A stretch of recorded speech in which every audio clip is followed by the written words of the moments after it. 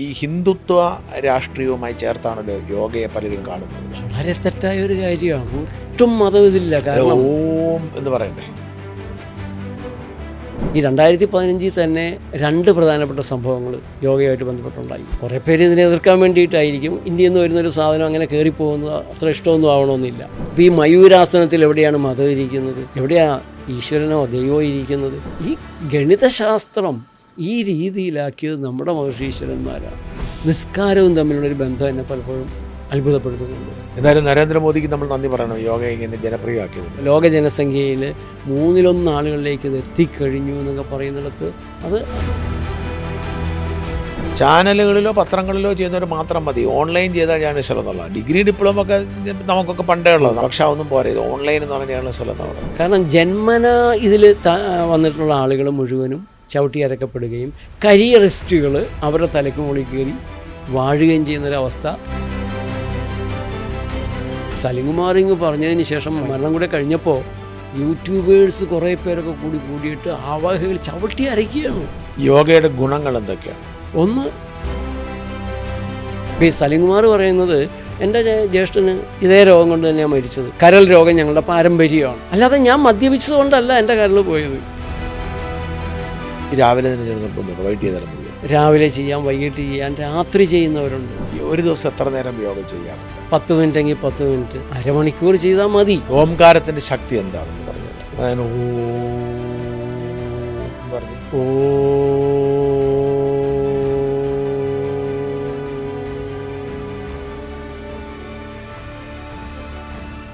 നമസ്കാരം.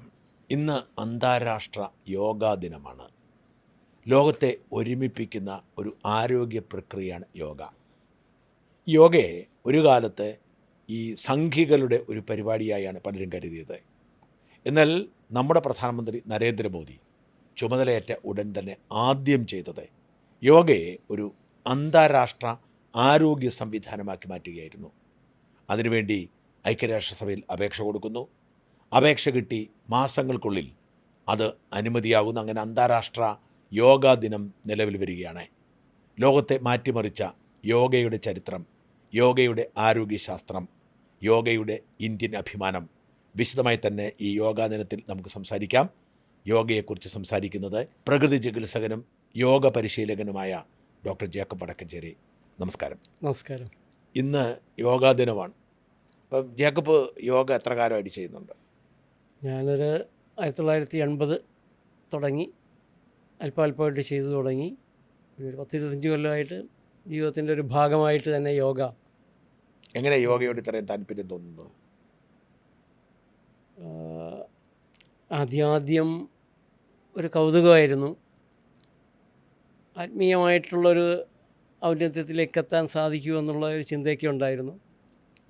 ചെയ്തു തുടങ്ങിക്കഴിഞ്ഞപ്പോൾ അതിൻ്റെ ഒരു മെച്ചം, നമുക്ക് നമ്മളെ മനസ്സ്, ചിന്തകൾ വളരെ വ്യത്യസ്തമായിട്ട്, അതുപോലെ ഒരു ദിവസം നിന്നുള്ള ഊർജം, എൻഡ്ലെസ് എനർജി കിട്ടുന്നു. മറ്റ് ഇൻഫ്ലമേഷൻ തരത്തിലുള്ള പ്രയാസങ്ങളൊന്നുമില്ലാതെ മുന്നോട്ട് പോകാൻ സാധിക്കുന്നു. അങ്ങനെ നമുക്ക് തന്നെ. അപ്പോൾ ഇടയ്ക്ക് എനിക്ക് മുടങ്ങിയിട്ടുണ്ട്, പല പ്രാവശ്യവും മുടങ്ങാറുണ്ട് തിരക്കിട്ടൊരു ഓട്ടത്തിനിടയിൽ. അപ്പോഴെല്ലാം നമുക്കത് മനസ്സിലാകും. യോഗ മുടങ്ങിയതിൻ്റെ ഒരാഴ്ച മുടങ്ങി, 2 ആഴ്ച മുടങ്ങി കഴിയുമ്പോൾ. അപ്പോൾ അങ്ങനെ ഒരു അനുഭവത്തിലൂടെ തന്നെ എനിക്കത് തിരിച്ചറിയാൻ സാധിച്ചു. ഈ ഒരു ദിവസം എത്ര നേരം യോഗ ചെയ്യാറുണ്ട്? ഒരു 10 മിനിറ്റെങ്കിൽ 10 മിനിറ്റ്, അരമണിക്കൂർ ചെയ്താൽ മതി. അതിൻ്റെ ആവശ്യമുള്ളൂ. പക്ഷേ സാധാരണ നമ്മൾ ചെയ്യുമ്പോൾ പല ആസനങ്ങളും നമുക്ക് വളരെ സന്തോഷം തരുന്ന ആസനങ്ങളാണ്, രസിച്ച് ചെയ്യാൻ കഴിയുന്ന ആസനങ്ങളുണ്ട്. അപ്പോൾ അത് 1 മണിക്കൂറാകും. ഇനി നല്ല സ്വസ്ഥതയുള്ളൊരു ദിവസമാണെങ്കിൽ 1.5 മണിക്കൂറാകും. സാധാരണക്കാരന് ഒരു യോഗ എത്ര നേരം ചെയ്യാൻ മതിയാവും? ഒരു 20-30 മിനിറ്റ് മാറ്റി വെക്കാമെന്നുണ്ടെങ്കിൽ. ഇപ്പോൾ നന്നായിട്ട് യോഗ ചെയ്യുന്ന ഒരാളാണ് അരുന്ധതി റോയ്. അരുന്ധതി റോയുടെ ഒരു ദിവസം നമ്മൾ ഹോസ്പിറ്റലിൽ സന്ദർശിക്കാൻ വന്നപ്പോൾ ഞാൻ ചോദിച്ചു, അരുന്ധതിക്ക് ഈ യോഗ ചെയ്യാനുള്ള സമയം എങ്ങനെയാണ് കിട്ടുന്നത്? വളരെ തിരക്കിട്ട്. അത് വളരെ സിമ്പിളാണ് ജേക്കബേ. യോഗ കുളി പോലെയാണ്, പല്ല് തേപ്പ് പോലെയാണെന്ന് അങ്ങ് തീരുമാനിക്കും. അപ്പോൾ സമയമുണ്ടാവും. ഈ അരുന്ധതിയൊക്കെ ഒരു കടുത്ത ഹിന്ദുത്വ വിരുദ്ധരാണ്. ഒരു വോക്കിസ്റ്റ് പൊളിറ്റ്. അപ്പോൾ ഈ ഹിന്ദുത്വ രാഷ്ട്രീയവുമായി ചേർത്താണല്ലോ യോഗയെ പലരും കാണുന്നത്. വളരെ തെറ്റായ ഒരു കാര്യമാണ്. ഉം. ഒരു ഹിന്ദുത്വ സൈഡിൽ നിന്ന് ഇതിനെ പ്രൊമോട്ട് ചെയ്തിട്ടുണ്ടാവും. കാരണം ഈ ഹിമാലയത്തിലെല്ലാം അനങ്ങാതെ ധ്യാനത്തിലിരിക്കുന്ന മഹർഷീശ്വരന്മാരുടെ സന്ധികൾ ഉറച്ചു പോകും, സ്റ്റിഫാവും. മാംസപേശികളും അതുപോലെ തന്നെ. അപ്പോൾ ഇതിനൊക്കെ ഒരു വഴക്കം കൊടുത്ത് ആരോഗ്യം സ്വസ്ഥമല്ല എങ്കിൽ മനസ്സിന് ധ്യാനിക്കാൻ പറ്റില്ലല്ലോ. നമുക്കൊരു ഗ്യാസ് ട്രബിൾ വന്നാൽ പോലും ധ്യാനം നടക്കില്ല, കേന്ദ്രീകരണം, ശ്രദ്ധയുടെ കേന്ദ്രീകരണം നടക്കില്ല. അപ്പോൾ ആ മഹർഷീശ്വരന്മാർക്ക് വേണ്ടിയിട്ട് ഉണ്ടായ ഒരു അഭ്യാസമായിട്ടാണ് ഒരു വ്യായാമമായിട്ടാണ് വാസ്തവത്തിൽ തുടങ്ങുന്നത്. അങ്ങനെയാണ് യോഗയുടെ തുടക്കം. 5000 കൊല്ലങ്ങൾക്ക് തുടക്കം അതാണ്. അവർക്ക് അവരുടെ ഒരു അതേസമയം ഇപ്പോൾ ജിമ്മും അതുപോലുള്ള സാധനങ്ങളും മനസ്സിൻ്റെ ഒരു യൂണിയൻ ഉണ്ടല്ലോ. യോഗ എന്ന് പറയുമ്പോൾ ഒരു യൂണിയനാണ്. ആ മനസ്സും ശരീരവും ആത്മാവും സമൂഹവും ഈ ചതുർമാനങ്ങൾ ഇതിനുണ്ട്.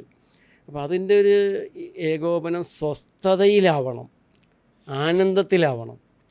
അപ്പോൾ മറ്റ് ജിമ്മൊന്നും ആനന്ദത്തിന് വേണ്ടിയല്ല ചെയ്യണത്. അന്നേരം നമ്മൾ റിഗറസായിട്ട് ചെയ്യുന്നു, വെയിറ്റ് എടുത്ത് ശരീരത്തിലെ മാംസപേശികൾ.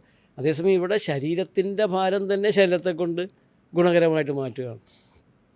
അപ്പോൾ അങ്ങനെ വന്നൊരു സാധനം മഹർഷീശ്വരന്മാരുടേതാണ്, ആത്മീയമാണ്. ആ ഒരു തലത്തിൽ നിന്നപ്പോൾ ഇത് ഹൈന്ദവമായിട്ട് തന്നെ സ്റ്റാമ്പ് ചെയ്തപ്പെട്ടുള്ള സ്വാഭാവികമായിട്ടുള്ളൊരു കാര്യമാണ്.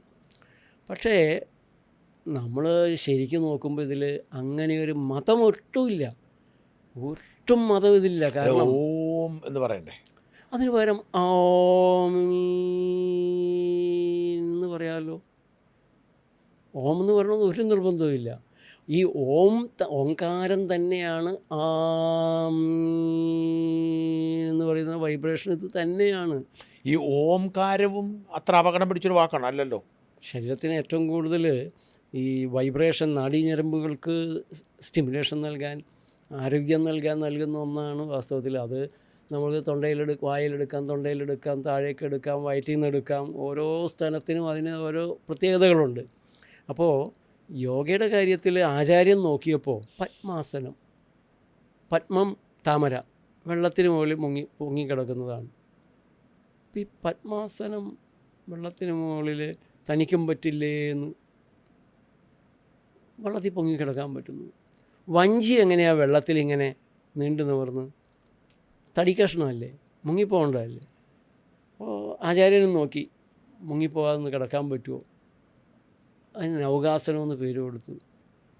അതുപോലെ കുക്കുടാസനം, കോഴി നിൽക്കുന്നത് പോലെ ഒന്ന് നിന്ന് നോക്കി. അപ്പോൾ ഷോൾഡറിനൊക്കെ നല്ല ബലം കൊടുത്ത നല്ല വ്യത്യാസം. അപ്പോൾ അതിന് കോഴി നിൽക്കുന്ന ആസനം കുക്കുടാസനം. അതുപോലെയാണ് ഏറ്റവും സുന്ദരമായ ആസനങ്ങളിലൊന്നാണ് മയൂരാസനം. ഈ മയിൽ മുന്നിലേക്ക് ചെറിയൊരു കൊക്ക്, കോഴിയുടെ പോലുള്ള ഉടൽ, പുറകിലേക്ക് നീണ്ട വാല്, എങ്ങനെ ബാലൻസ് ചെയ്ത് നിൽക്കണേ. ഒരു സീസ നമ്മളെ നടുക്കാണ് അതിൻ്റെ ബന്ധം വരുന്നത്.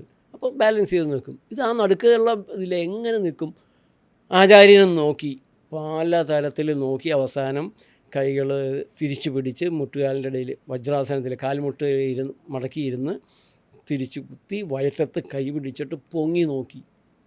അപ്പോഴെന്താണെന്ന് വെച്ച് കഴിഞ്ഞാൽ ഈ കൈക്ക് കിട്ടുന്ന ബലത്തെക്കാളും കൂടുതൽ ഉപ്പൂറ്റിയിൽ കൈയുടെ മുട്ടിൽ വയറിൻ്റെ 2 ഭാഗം അമർന്നിരിക്കുകയാണ്, കരളിൻ്റെ നേരെ താഴെയായിട്ടും.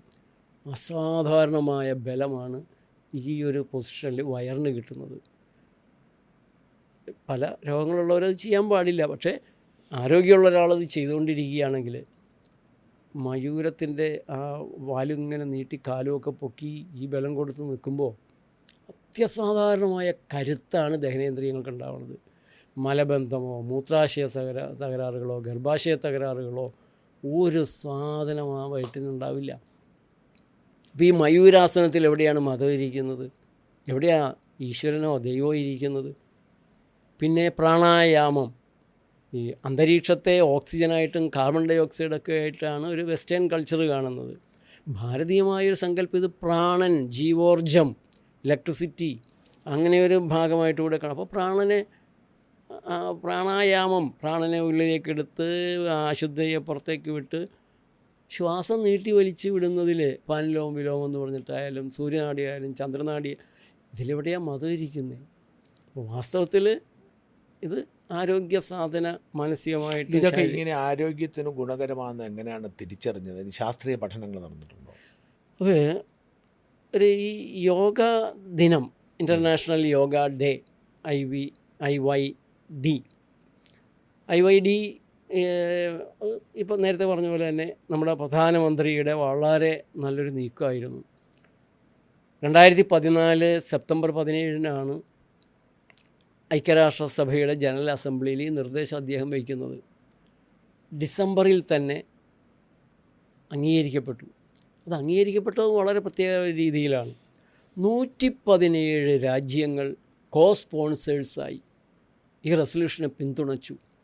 ഇന്നേ വരെ ഐക്യരാഷ്ട്രസഭയിൽ വന്നിരിക്കുന്ന ഒരു റെസൊല്യൂഷനും ഇത്രയേറെ രാജ്യങ്ങൾ പിന്തുണച്ചിട്ടില്ല. അങ്ങനെ 2015 ജൂൺ 21 യോഗാ ദിനമായിട്ട് ആചരിക്കാനുള്ള തീരുമാനം. ജൂൺ 21 തീരുമാനിക്കാനുള്ള കാരണം നമ്മുടെ ഉത്തര ഭൂഖണ്ഡത്തിൻ്റെ ഭാഗങ്ങളിൽ ഏറ്റവും നീളം കൂടിയ ദിവസം അത് ജൂൺ 21. അപ്പോൾ ആ ദിവസം പൊതുവെ ആത്മീയമായിട്ടുള്ള ഉണർവിൻ്റെ ഒരു ദിവസമായിട്ട് കരുതപ്പെടുന്നുണ്ട്. അതുകൊണ്ടാണ് ആ ദിവസം തിരഞ്ഞെടുത്തത്. അപ്പോൾ എന്നിട്ട് ഐക്യരാഷ്ട്രസഭ ഔദ്യോഗികമായി പ്രഖ്യാപിച്ചു. എന്നിട്ട് അതോടെ ഈ 117 രാജ്യങ്ങൾ നേരെ തന്നെ പിന്തുണച്ചു. ലോകരാജ്യങ്ങളിൽ മുഴുവനും യോഗ എന്നുള്ളൊരു വിചാരം വന്നു. ഔദ്യോഗികമായിട്ട് തന്നെ രാജ്യങ്ങൾ ചെയ്യേണ്ട ഒരു പ്രോഗ്രാമായിട്ട് മാറി. എല്ലാവരും രാജ്യങ്ങളെല്ലാം അന്താരാഷ്ട്ര യോഗ ദിനത്തിൽ എന്തെങ്കിലുമൊക്കെ ചെയ്യാറുണ്ടോ? എല്ലാവരും എല്ലാം അത് നമ്മുടെ രാജ്യത്തുണ്ട്, ഞാൻ വിദേശത്തുണ്ടോ? UN ഐക്യരാഷ്ട്രസഭയുടെ കേന്ദ്രം തുടങ്ങി ലോകത്തിൻ്റെ ഓരോ ഭാഗത്തും ടൈംസ് സ്ക്വയറിലും അറബ് രാജ്യങ്ങളിലും ഇതുപോലെ ലോകം മുഴുവൻ ചെയ്യുന്ന ഒരു പ്രക്രിയ, ഒരു പരിപാടി വളരെ വളരെ അപൂർവമുള്ളൂ. പലപ്പോഴും ലോകാരോഗ്യ സംഘടനയുടെ ഓഫീസിലും റെഡ് ക്രോസിൻ്റെ ഓഫീസും റഷ്യയിലും ചൈനയിലും എല്ലാം ഒരുപോലെയാണ് യോഗ നടന്നത്. അതിൽ ഈ 2015 തന്നെ 2 പ്രധാനപ്പെട്ട സംഭവങ്ങൾ യോഗയുമായിട്ട് ബന്ധപ്പെട്ടുണ്ടായി. ഒന്ന്, 2 വേൾഡ് റെക്കോർഡുകൾ ഗിന്നസ് ബുക്കിലേക്ക് കയറി. ഏറ്റവും കൂടുതൽ ആളുകൾ പങ്കെടുത്ത് ചെയ്ത ഒന്നായിട്ട് 35,985 പേര് പങ്കെടുത്ത് യോഗ ചെയ്തു. അത് നമ്മുടെ പ്രധാനമന്ത്രിയുടെ നേതൃത്വത്തിൽ ഡൽഹിയിൽ തന്നെയാണ്. അതിൽ 111 വരെ ഡിസ്ക്വാളിഫൈ ചെയ്തു ഗിന്നസുകാർ. അത്രയ്ക്ക് സ്ട്രിക്റ്റ് ആയിട്ടുള്ള അവരുടെ മേൽനോട്ടത്തിലാണ് ചെയ്തത്. 84 രാജ്യങ്ങളിൽ നിന്നുള്ള പ്രതിനിധികൾ പങ്കെടുത്തു. ഇപ്പോൾ വേൾഡ് റെക്കോർഡിലേക്ക് ഇത് വരണമെങ്കിൽ 50 രാജ്യങ്ങളെങ്കിലും പങ്കെടുത്തിരിക്കണമെന്നായിരുന്നു. ഇത് 84 രാജ്യങ്ങളിൽ നിന്നുള്ള പ്രതിനിധികളുണ്ടായി. അതോടെ സംഭവിച്ച മാറ്റം എന്താണെന്ന് വെച്ചാൽ, അതുവരെ യോഗ ഈ പാമ്പാട്ടികളുടെ രാജ്യമായ ഇന്ത്യ എന്ന് പറഞ്ഞാൽ വിദേശത്ത് ഇപ്പോഴും പലർക്കും പാമ്പാട്ടികളും മന്ത്രവാദികളും യോഗ ചെയ്യുന്ന സന്യാസികളും ഒക്കെ ആയിട്ടുള്ളൊരു അതൊരു ആത്മീയ സാധനയായിട്ട് ഇങ്ങനെ കുറച്ച് പേര് കൊണ്ടു നടക്കുന്നൊരു കാര്യമായിട്ടുള്ളൊരു ചിന്തയായിരുന്നെങ്കിൽ, ഇതോടെ സംഭവിച്ചത് പല യൂണിവേഴ്സിറ്റികളും പല റിസർച്ച് ഗ്രൂപ്പുകളും യോഗയെക്കുറിച്ച് റിസർച്ച് ചെയ്യാൻ തുടങ്ങി. കുറേ പേര് ഇതിനെ എതിർക്കാൻ വേണ്ടിയിട്ടായിരിക്കും. ഇന്ത്യയിൽ നിന്ന് വരുന്നൊരു സാധനം അങ്ങനെ കയറിപ്പോകുന്നത് അത്ര ഇഷ്ടമൊന്നും ആവണമെന്നില്ല. അപ്പോൾ Harvard university, John Hopkins, Stanford university, ഇങ്ങനെയുള്ള നിരവധി യൂണിവേഴ്സിറ്റികൾ യോഗയെക്കുറിച്ച് റിസർച്ച് ചെയ്യാൻ തുടങ്ങി. അതിൻ്റെ പല ആസ്പെക്റ്റുകളും എടുത്തു. പ്രത്യേകിച്ച് നിരവധി ഈ യൂണിവേഴ്സിറ്റികളുടെ സൈക്കോളജിക്കൽ വിങ്ങുകൾ ഇത് വളരെ കൃത്യമായൊരു സയൻറ്റിഫിക് ബെനഫിറ്റ്സ് ഉള്ള മെഡിക്കലി ബെനഫിറ്റ്സ് ഉള്ള ഒന്നായിട്ട് ഇന്ന് 100 കണക്കിന് സ്റ്റഡി റിപ്പോർട്ടുകൾ വന്നു. യോഗ ചെയ്യുന്നവർക്കുണ്ടാകുന്ന ബ്രെയിനിലെ വ്യത്യാസങ്ങൾ. ഇപ്പോൾ ഫൈറ്റ് ഓർ ഫ്ലൈറ്റ് എന്നുള്ളതാണ് സാധാരണ നമ്മളെല്ലാവരുടെയും സാധാരണക്കാരുടെ ഒരു പ്രതികരണം അങ്ങനെയാണ്, മാനസിക നില അങ്ങനെയാണ്. യോഗ കൃത്യമായിട്ട് ചെയ്യുമ്പോൾ ഈ ബീറ്റ വേവ്സ് മാറി ആൽഫ വേവ്സും തീറ്റ വേവ്സുമായിട്ട് മാറുന്നത് കൃത്യമായിട്ട് റെക്കോർഡ് ചെയ്യപ്പെട്ടു. എവിഡൻസ് ബേസ്ഡ് എന്നുള്ള നിലയ്ക്ക് യോഗ മാറുകയാണ് അതോടുകൂടി. ചെറിയൊരു കാര്യമല്ല ലോകത്ത് സംഭവിച്ചത്. അതുവരെ പാശ്ചാത്യ രാജ്യങ്ങളിലൊക്കെ യോഗ ചുരുങ്ങിയ വളരെ പണമുള്ളവർക്ക് വളരെ എക്സ്പെൻസീവായിട്ട് നടക്കുന്ന ഒരു കാര്യമായിട്ടായിരുന്നു. ഇത് സാർവത്രികമായി ഇന്ന് ലോകത്ത് മൂന്നിലൊന്ന് ആളുകളെയും സ്പർശിച്ച ഒന്നായിട്ട് യോഗ മാറി എന്ന് പറഞ്ഞാൽ നമുക്ക് വിശ്വസിക്കാൻ പ്രയാസം. അവരൊക്കെ സമ്പൂർണ്ണ യോഗ ചെയ്യുന്നില്ല, ബേസിക് സാധനമല്ലേ ചെയ്യുന്നുള്ളൂ. അതിൽ ലോകാരോഗ്യ സംഘടന യോഗ ആപ്പ് ഇറക്കി. അപ്പം നമുക്കും അത് ഡൗൺലോഡ് ചെയ്ത് ആർക്കും അത് നോക്കാം. അപ്പോൾ ഏറ്റവും സേഫായിട്ടുള്ള, കാരണം പാശ്ചാത്യർക്ക് ഈ സേഫ്റ്റി എന്നുള്ളത് വലിയൊരു കാര്യമാണ്. ഏറ്റവും ഫലപ്രദമായിട്ടുള്ള യോഗ സ്റ്റെപ്പ് 10 മിനിറ്റ് വേണ്ടവർക്ക് 10 മിനിറ്റ്, 20 മിനിറ്റ് ചെയ്യാൻ പറ്റുന്നവർക്ക് 20 മിനിറ്റിൻ്റെ, അങ്ങനെ 40 മിനിറ്റ് വരെ ചെയ്യാവുന്ന യോഗയുടെ സീക്വൻസ് എങ്ങനെയാണ് ചെയ്യേണ്ടത് എല്ലാം കൃത്യമായിട്ട് വിശദീകരിക്കുന്ന വീഡിയോ സഹിതം ലോകാരോഗ്യ സംഘടന യോഗ ആപ്പ് ഇറക്കി. ലോകാരോഗ്യ സംഘടനയുടെ ഈ ആപ്പും ഇന്ത്യയിൽ തന്നെ നിരവധി ഹോസ്പിറ്റലുകൾ, എയിംസിൻ്റെ പഠനങ്ങളുണ്ട്. വ്യാസ യൂണിവേഴ്സിറ്റി, അത് യോഗയ്ക്ക് വളരെ പ്രാധാന്യം കൊടുക്കുന്ന പ്രകൃതി ചികിത്സാ കോഴ്സുകൾ നടത്തുന്ന യൂണിവേഴ്സിറ്റി, അവരൊക്കെ ധാരാളം പഠനങ്ങൾ നടത്തി. എയിംസൊക്കെ അവരുടെ ഒരു ട്രീറ്റ്മെൻറ്റിൻ്റെ ഭാഗമായിട്ട് തന്നെ യോഗയെന്ന്, പ്രത്യേകിച്ച് ഈ പോസ്റ്റ് ഓപ്പറേറ്റീവ് സെഷനുകളിൽ ഓപ്പറേഷൻ കഴിഞ്ഞിട്ടുണ്ടാകുന്ന സ്റ്റിഫ്നെസ്, ഫിസിയോതെറാപ്പിക്ക് ബദലായി ഉപയോഗിക്കാൻ പറ്റും. അങ്ങനെയാണിത്. ഫിസിയോതെറാപ്പി വേറെ തലത്തിൽ നിൽക്കുകയാണ്. എന്നാലും യോഗയുടെ കുറേ കാര്യങ്ങൾ ഫിസിയോതെറാപ്പിയിലും അപ്ലൈ ചെയ്യപ്പെട്ടിട്ടുണ്ടെന്നുള്ളതാണ് എൻ്റെ ഒരു റീഡിങ്. അപ്പോൾ ഇവിടെ സാധാരണ ഒരു എക്സസൈസ് എന്നതിനേക്കാൾ അപ്പുറത്തേക്ക് ഈ നമ്മൾ കഴിഞ്ഞ നമ്മളുടെ ഒരു അഭിമുഖത്തിൽ പറഞ്ഞിരുന്നു, ബോഡി ഇലക്ട്രിസിറ്റി. ഈ ഇലക്ട്രിസിറ്റിയാണ് വാസ്തവത്തിൽ നമ്മൾ ഏറ്റവും കൂടുതലായിട്ട് ആരോഗ്യകാര്യത്തിൽ ശ്രദ്ധിക്കേണ്ടത്. ഒരു രോഗാവസ്ഥയിൽ പോലും ഈ ബോഡി ഇലക്ട്രിസിറ്റി നേരെയാക്കുക എന്നുള്ളതാണ് ഏറ്റവും ആദ്യം ചെയ്യേണ്ട ഒരു കാര്യം. പക്ഷെ എന്തുകൊണ്ടോ അത് ഈ ഭൗതിക മാത്ര തൽപരരായ വെസ്റ്റേൺ പാശ്ചാത്യ ശാസ്ത്രജ്ഞന്മാർ ശരീരത്തെ മാത്രം കണ്ട് ശരീരത്തെ മാത്രം പരീക്ഷിച്ച് അവർക്ക് കയ്യിൽ ടെസ്റ്റ് ട്യൂബിൽ എടുക്കാവുന്നതല്ലേ പരീക്ഷിക്കാൻ പറ്റുള്ളൂ. അതുകൊണ്ട് ഈ ആത്മീയമായൊരു തലം അല്ലെങ്കിൽ മാനസികമായ തലം പോലും വളരെ പ്രാധാന്യം കുറച്ച് ഈയിടയ്ക്കാണ് മാനസികമായ തലത്തിന് പ്രാധാന്യം അവിടെ കൂടി വരുന്നത്. അപ്പോൾ അതിലും സൂക്ഷ്മമായിട്ടുള്ള ഈ ഇലക്ട്രിസിറ്റിയുടെ ഊർജ്ജത്തിൻ്റെ തലം, കാരണം ഈ മെഡിക്കൽ സയൻസിൻ്റെ പരീക്ഷണമെല്ലാം കെമിസ്ട്രിക്കാരാണ് പൊതുവെ നടത്തുന്നത്. ഈ ഊർജ്ജത്തിൻ്റെ തലം വരുമ്പോൾ, ഇലക്ട്രിസിറ്റിയുടെ തലം വരുമ്പോൾ അത് നേരെ ഫിസിക്സുകാരുടെ കയ്യിലേക്ക് മാറുന്നുണ്ട്. അങ്ങനെ വിട്ടുകൊടുക്കാനായിട്ട്, ആരോഗ്യത്തെ വിട്ടുകൊടുക്കാൻ ഈ ഒരു എസ്റ്റാബ്ലിഷ്ഡായ ഫാർമസ്യൂട്ടിക്കൽ മേഖല തയ്യാറില്ല എന്നുള്ളതൊക്കെ കൊണ്ടായിരിക്കണം നമ്മുടെ ആരോഗ്യത്തെ, നമ്മുടെ ശരീരത്തിലെ ഓരോ ചലനത്തെ, ഓരോ കോശത്തിൻ്റെ പ്രവർത്തനം, അവയവങ്ങളുടെ പ്രവർത്തനം, ഹാർട്ടിൻ്റെ മെഡിക്കൽ, അതുകൊണ്ടാണല്ലോ ECG നമ്മൾ നോക്കുന്നു, ബ്രെയിനിനെ EEG നോക്കുന്നു. അപ്പോൾ യോഗ ചെയ്തു കഴിഞ്ഞാൽ ഇതിലെന്ത് മാറ്റം വരുന്നു എന്നുള്ള പഠനങ്ങൾ, അത് ക്രിമിനലുകളുടെ ഇടയിൽ, എനിക്ക് തോന്നുന്നു ഹാർവാർഡ് യൂണിവേഴ്സിറ്റിയാണ് പ്രിസണിൽ, ജയിലുകളിൽ കിടക്കുന്ന ആളുകൾക്ക് യോഗ കൊടുത്തിട്ട് അവരുടെ ആറ്റിറ്റ്യൂഡിൽ എന്ത് വ്യത്യാസം, പെരുമാറ്റത്തിൽ എന്ത് വ്യത്യാസം, പ്രകടമായ വ്യത്യാസം, അവർ കാം ആൻഡ് ക്വയറ്റ് ആകുന്നു, അവരുടെ സ്ട്രെസ് ലെവൽ കുറയുന്നു, കോർട്ടിസോൾ കുറയുന്നു, സെറോട്ടോണിൻ കൂടുന്നു എന്നുള്ള കൃത്യമായ ശാസ്ത്രീയമായ പഠനങ്ങൾ നടന്നു. അപ്പോൾ അങ്ങനെ ഒരു ശാസ്ത്രീയമായ അടിത്തറയിലേക്ക് യോഗ വന്നു എന്നുള്ളതാണ് ഈ യോഗാ ദിനം കൊണ്ടുണ്ടായിട്ടുള്ള വലിയൊരു മാറ്റം. ഈ അന്താരാഷ്ട്ര തലത്തിൽ പ്രചരിപ്പിക്കുന്ന യോഗ, അത് ഓംകാരം തന്നെയല്ലേ അതിൻ്റെ അടിസ്ഥാനം? നിർബന്ധമില്ല. അല്ല, അങ്ങനെയാണോ പൊതുവെ? ലോകാരോഗ്യ സംഘടന ഇതൊന്നും വയ്ക്കാണ്ട് ഓങ്കാരത്തിൻ്റെ ആവശ്യമില്ല അവിടെ. അല്ലാതെ ഓംകാരത്തിൻ്റെ ശക്തി എന്താണെന്ന് പറഞ്ഞുതരാം. ഓങ്കാരം നമ്മുടെ നാഡീഞരമ്പുകളെല്ലാം വൈബ്രേറ്റ് ചെയ്ത് ഉണർത്തുന്നു. ഓ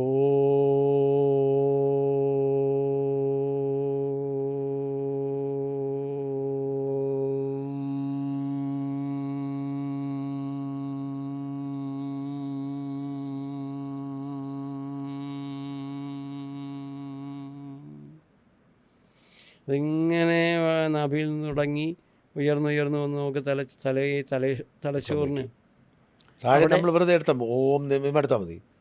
ഓ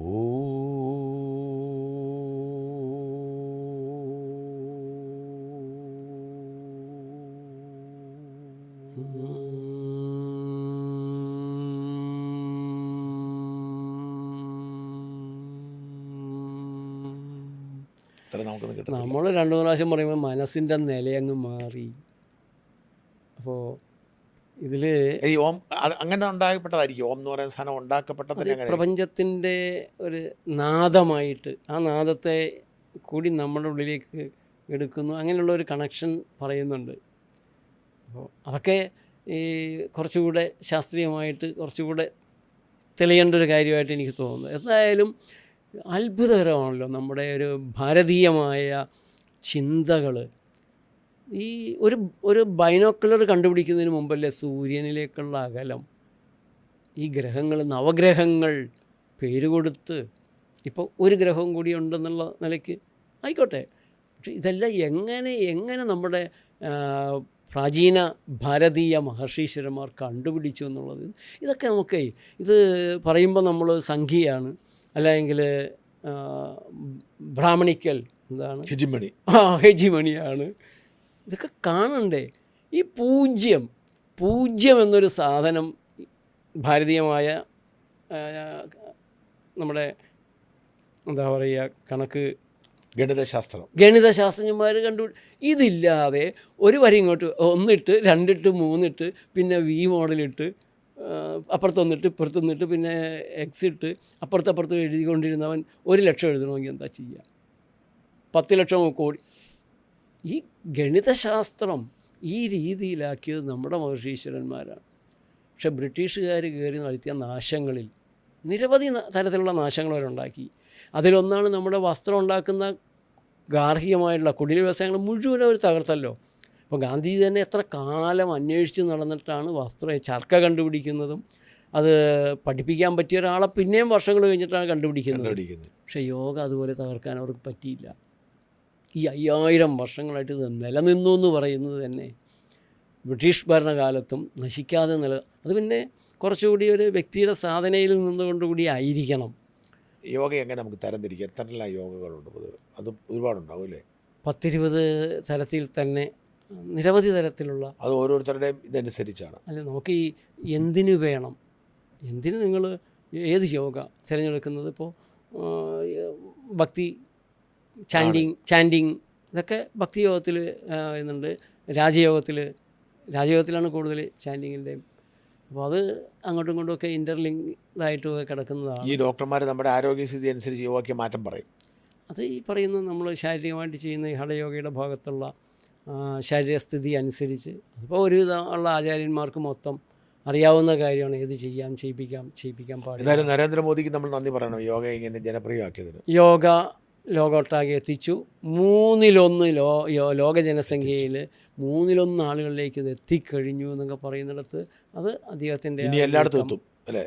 ഇത് വളരും. കാരണം മോഡേൺ മെഡിസിൻ വിദേശ രാജ്യങ്ങളിൽ അംഗീകരിച്ചു കഴിഞ്ഞു. ചികിത്സയുടെ ഭാഗമായിട്ട് തന്നെ അംഗീകരിച്ചു കഴിഞ്ഞു. ഓപ്പറേഷൻ കഴിഞ്ഞാൽ പോസ്റ്റ് ട്രോമാറ്റിക് സ്ട്രെസ്സ് മാറ്റാനായിട്ട്, മനസ്സ് നേരെയാക്കാൻ, ആങ്സൈറ്റി ഉത്കണ്ഠ മാറ്റാൻ, ഡിപ്രഷൻ മാറ്റാൻ, ഇങ്ങനെയൊക്കെയുള്ള നിരവധി കാര്യങ്ങളിൽ കൃത്യമായി എവിഡൻസ് വന്നു കഴിഞ്ഞു. ഈ യോഗയുടെ ഒരു ചരിത്രം എന്താ മനസ്സിലാക്കാൻ പറ്റും നമുക്ക്? അത് ഇപ്പോൾ യോഗ എന്ന് പറയുമ്പോൾ സാധാരണ നമ്മൾ കൈയും കാലും പൊക്കി ഈ ഹഠയോഗ മാത്രമായിട്ടുള്ളതാണ് പലപ്പോഴും നമ്മുടെ ചിന്തയിൽ വരുന്നത്. അതല്ലാതെ കർമ്മയോഗയുണ്ട്, ഭക്തി യോഗയുണ്ട്, രാജയോഗ. ഹഠയോഗത്തിൽ നിന്ന് രാജയോഗത്തിലേക്ക് ഉള്ളൊരു കയറ്റമാണ്. അപ്പം മനസ്സിൻ്റെ ഒരു നിലകളെ മുകളിലേക്ക് ഇങ്ങനെ ഉയർത്തിക്കൊണ്ടുപോകുന്ന ബേസിക് യോഗ ഏതാണ്? നമുക്കൊരു സാധാരണക്കാരൻ ചെയ്യാൻ സാധാരണക്കാരന് വളരെ സിമ്പിളായിട്ടുള്ള ഹഠയോഗ. അതേതൊക്കെയൊന്ന് പറഞ്ഞു. അതിലിപ്പോൾ നമുക്ക് ഏത് യോഗ ഒരു 20 മിനിറ്റ് ചെയ്യാൻ നമുക്ക് ആ ഒരു നമ്മളെ നേച്ചർ ലൈഫിലെ ഡോക്ടർമാരൊക്കെ നമുക്ക് കാണിക്കാം. സാധാരണക്കാർക്ക് ഒരു ഐഡിയ കിട്ടാൻ അത് തന്നെ നമുക്ക് ഇവിടെ ഇപ്പം തന്നെ ഇത് കാണിക്കാം. നമുക്ക് തീർച്ചയായിട്ടും കാണിക്കാം. പിന്നെ ഈ യോഗയിൽ ഞാൻ നേരത്തെ പറഞ്ഞല്ലോ, ഇത് ആരാണ് ചെയ്യുന്നത്? നാച്ചുറൽ ലൈഫിലെ ഡോക്ടർമാരും ഡോക്ടർ ആത്മജ ജോയും ഡോക്ടർ ഗ്ലാഡിസ് ജാക്കബ് ചെയ്യുന്നുണ്ടോ? ഞാനും ചെയ്യാം. ഞാനും പ്രത്യേകിച്ച് എൻ്റെ ജലയോഗാസനങ്ങളിൽ ഈ വെള്ളത്തിൽ മനസ്സിനെ ഏറ്റവും പെട്ടെന്ന് തന്നെ സ്വസ്ഥമാക്കാനും ആനന്ദത്തിൽ കൊണ്ടുവരാനും വെള്ളത്തിൽ കിടന്നുള്ള യോഗയ്ക്ക്. അപ്പോൾ പ്രിയപ്പെട്ട പ്രേക്ഷകരെ, നമ്മൾ ഈ ചർച്ച മുമ്പോട്ട് പോവുകയാണ്.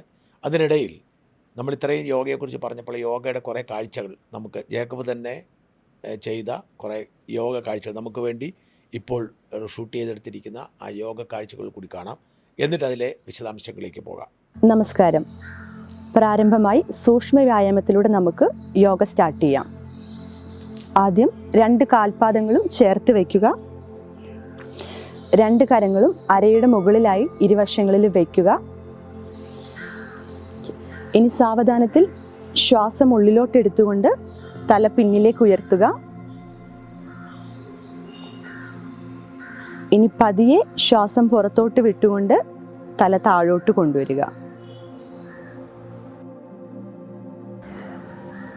പ്രാരംഭമായി യോഗ ചെയ്യുന്ന ആളുകൾ 5 മുതൽ 10 തവണ വരെ സ്റ്റാർട്ട് ചെയ്യുക. സാവധാനത്തിൽ കൗണ്ടുകളുടെ എണ്ണം കൂട്ടിക്കൊണ്ടുവരാവുന്നതാണ്. ഇനി തല സാവധാനത്തിൽ തോളിൻ്റെ ഇരുവശങ്ങളിലേക്കും കൊണ്ടുപോവുകയാണ്. ആദ്യം ശ്വാസം എടുത്തുകൊണ്ട് വലതുവശത്തേക്ക് ചായ്ച്ചുകൊണ്ട് പോവുക.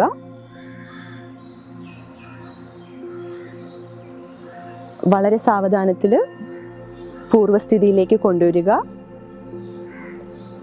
ഇനി ശ്വാസം എടുത്തുകൊണ്ട് ഇടതുവശത്തേക്ക് കൊണ്ടുവരിക. പൂർവ്വസ്ഥിതിയിലേക്ക് കൊണ്ടുവന്നുകൊണ്ട് റിലാക്സ്. അടുത്തതായി ഷോൾഡർ റൊട്ടേഷനാണ്. കരങ്ങൾ രണ്ടും തോളിന് മുകളിലായി പ്ലേസ് ചെയ്യുക. ആദ്യം ഫോർവേഡ് റൊട്ടേഷൻ. സാവധാനത്തിൽ തോളുകൾ രണ്ടും റൊട്ടേറ്റ് ചെയ്തുകൊണ്ട് മുൻപിലോട്ട് കൊണ്ടുവരിക. മുമ്പിൽ വരുമ്പോൾ 2 കൈമുട്ടുകളും തമ്മിൽ യോജിപ്പിക്കാൻ ശ്രമിക്കുക.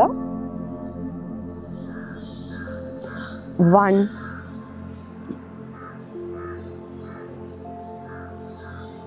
2 3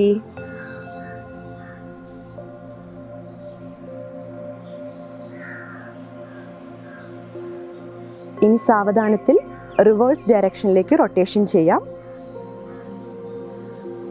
3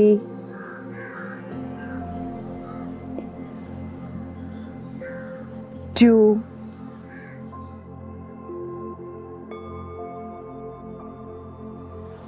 1. ഡോക്ടർ കണ്ടിന്യൂ ചെയ്തോ. തുടക്കക്കാർ 5 മുതൽ 10 തവണ ഇത് റിപ്പീറ്റ് ചെയ്യാവുന്നതാണ്. സാവധാനത്തിൽ കൗണ്ടുകളുടെ എണ്ണം വർദ്ധിപ്പിച്ചുകൊണ്ട് വരിക. റിലാക്സ്. അടുത്തതായി 2 കരങ്ങളും മുൻപിലേക്ക് പിടിക്കുക. ഇനി റിസ്റ്റ് റൊട്ടേഷനാണ്. ഫസ്റ്റ് ഔട്ട്വേർഡ് ഡയറക്ഷനിലേക്ക് 2 കൈമുട്ടുകളും നിവർന്ന് തന്നെ ഇരിക്കാൻ ശ്രമിക്കുക. 1 2 3 4 5. Now reverse. 5 4 3 2 1. റിലാക്സ്. അടുത്തതായി ഹിപ്പ് റൊട്ടേഷനാണ്. അതിനായി കാലുകൾ ഷോൾഡറിൻ്റെ അതേ അകലം പാലിച്ചുകൊണ്ട് അല്പം ഡിസ്റ്റൻസിൽ കീപ്പ് ചെയ്യുക. 2 കരങ്ങളും അരക്കെട്ടിന് മുകളിലായി പ്ലേസ് ചെയ്യുക. ഇനി ക്ലോക്ക് വൈസ് ഡയറക്ഷനിലേക്ക് നമുക്ക് ഹിപ്പ് റൊട്ടേറ്റ് ചെയ്യാം. 1 2 3 4 5. Now reverse direction. 5 4 3 2 1. റിലാക്സ്. അടുത്തതായി കാൽമുട്ട് റൊട്ടേറ്റ് ചെയ്യാൻ പോവുകയാണ്. അല്പം മുൻപോട്ട് ബെൻഡ് ചെയ്തുകൊണ്ട് 2 കരങ്ങളും മുട്ടിന് മുകളിലായി പ്ലേസ് ചെയ്യുക. ക്ലോക്ക് വൈസ് ഡയറക്ഷനിൽ സ്റ്റാർട്ട് ചെയ്യാം. 1 2 3 4 5. Now reverse. 5 4 3 2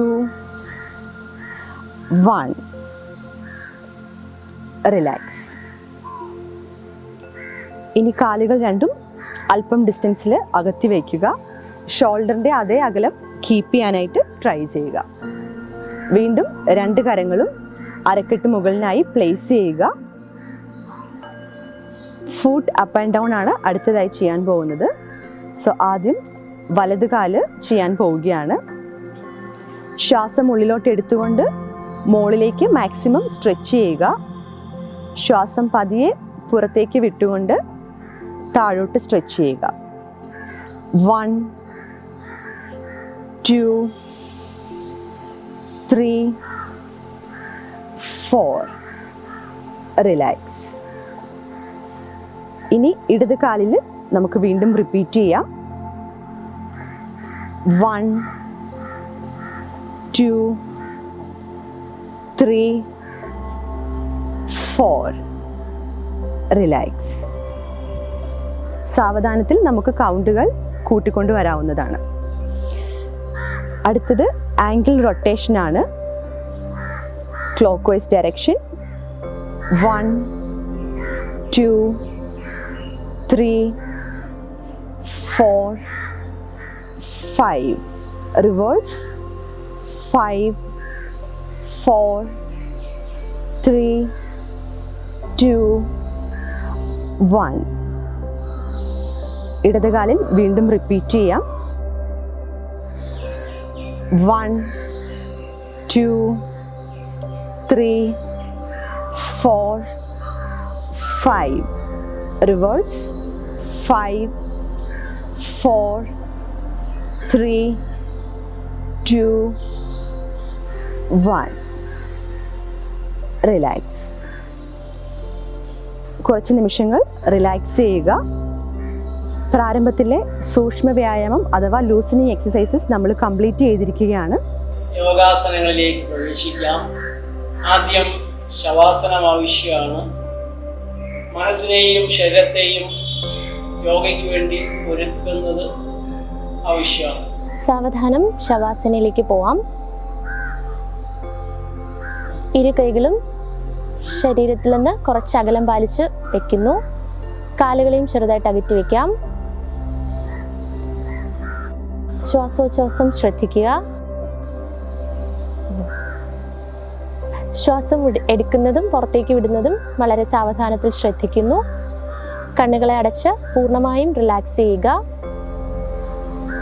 എല്ലാ പേശികളും എല്ലാ അസ്ഥികളും റിലാക്സ് ചെയ്യുന്ന തരത്തിൽ ശരീരത്തിനെ കംപ്ലീറ്റ്ലി റിലാക്സ് ചെയ്യുന്നു.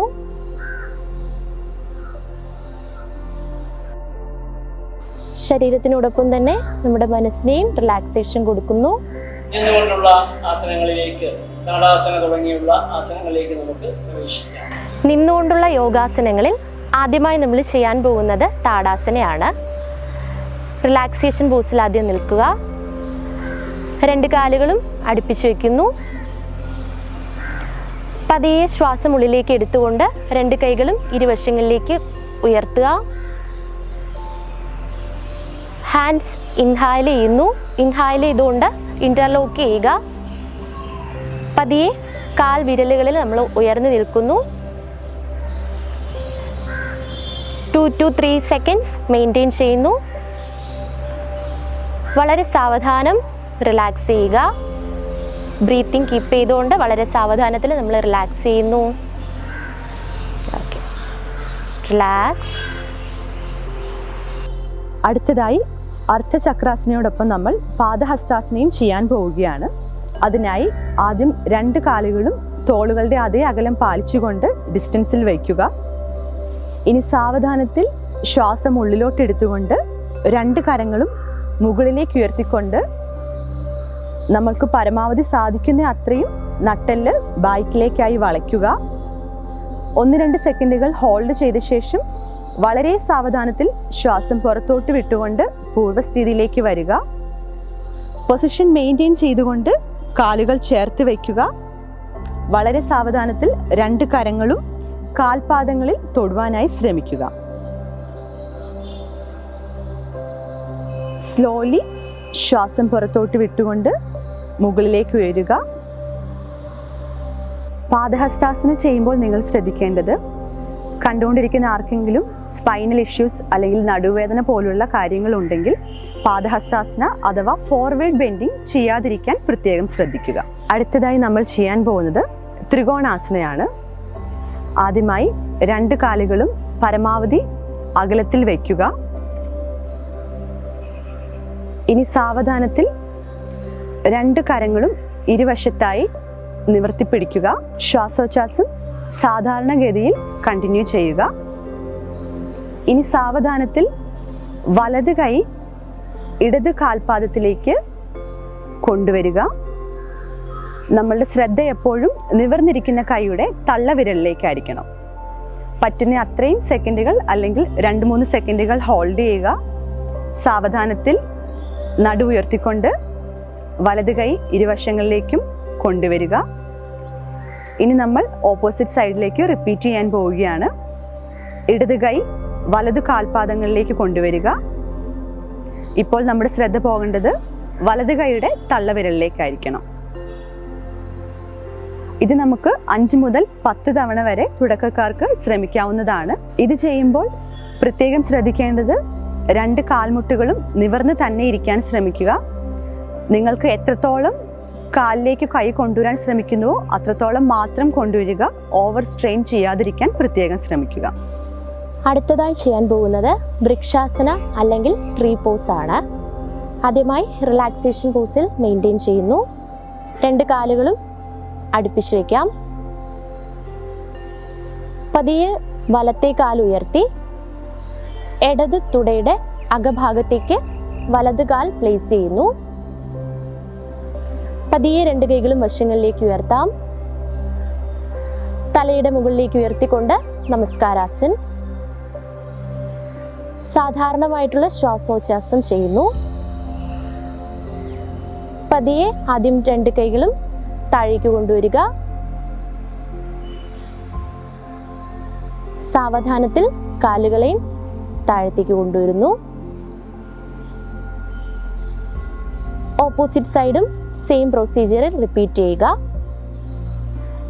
സിവിയർ ആർത്രൈറ്റിസ് കണ്ടീഷൻ അല്ലെങ്കിൽ എന്തെങ്കിലും നീ സർജറി കഴിഞ്ഞിട്ടുള്ളവർ ഈ ആസന പ്രാക്ടീസ് ചെയ്യാൻ പാടില്ല. അതുപോലെ തന്നെ പഠിക്കുന്ന കുട്ടികളിൽ കോൺസെൻട്രേഷൻ, മെമ്മറി പവർ എല്ലാം ഇംപ്രൂവ് ചെയ്യാനും വളരെ ഗുണകരമായിട്ടുള്ള ഒരു ആസനയാണ് വൃക്ഷാസന. പതിയെ കൈകൾ റിലാക്സ് ചെയ്ത് സാധാരണ റിലാക്സേഷൻ പോസിലേക്ക് വരുന്നു. റിലാക്സ്. അടുത്തത് വീരഭദ്രാസൻ. റിലാക്സേഷൻ പോസിൽ മെയിൻറ്റെയിൻ ചെയ്യുന്നു. വളരെ സാവധാനത്തിൽ 2 കാലുകളും ദിശയിലേക്ക് മാക്സിമം സ്പ്രെഡ് ചെയ്യുക.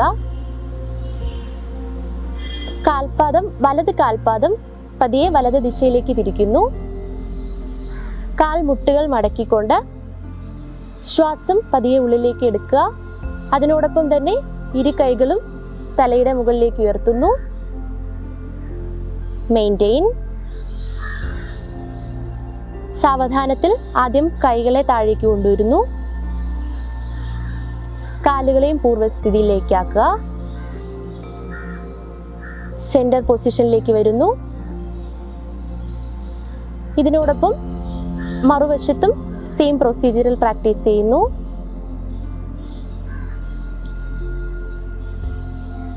പതിയെ ശ്വാസം ഉള്ളിലേക്ക് എടുത്തുകൊണ്ട് 2 കൈകളും വശങ്ങളിലേക്ക് ഉയർത്തുക. പതിയെ തലയുടെ മുകളിലേക്ക് കൈകളെ കൊണ്ടുപോകുന്നു. ആദ്യം കൈകളെ താഴേക്ക് കൊണ്ടുവരുന്നു. റിലാക്സ്. സാവധാനം 2 കാലുകളെയും അടുത്തേക്ക് കൊണ്ടുവരുന്നു. റിലാക്സ് ചെയ്യുക. 12 ആസനങ്ങൾ ചേർന്നതാണ് ഈ സൂര്യ നമസ്കാരം. അതീവ സുന്ദരമാണ്. സമയത്തിന് ഏറ്റവും പരിമിതിയുള്ളവരാണെങ്കിൽ സൂര്യ നമസ്കാരമെങ്കിലും ചെയ്യണം. കുളി പോലെയാണ്, പല്ലുതേപ്പ് പോലെയാണ് യോഗയും എന്ന് കരുതിയാൽ കാര്യങ്ങൾ കുറെ കൂടെ എളുപ്പമാകും.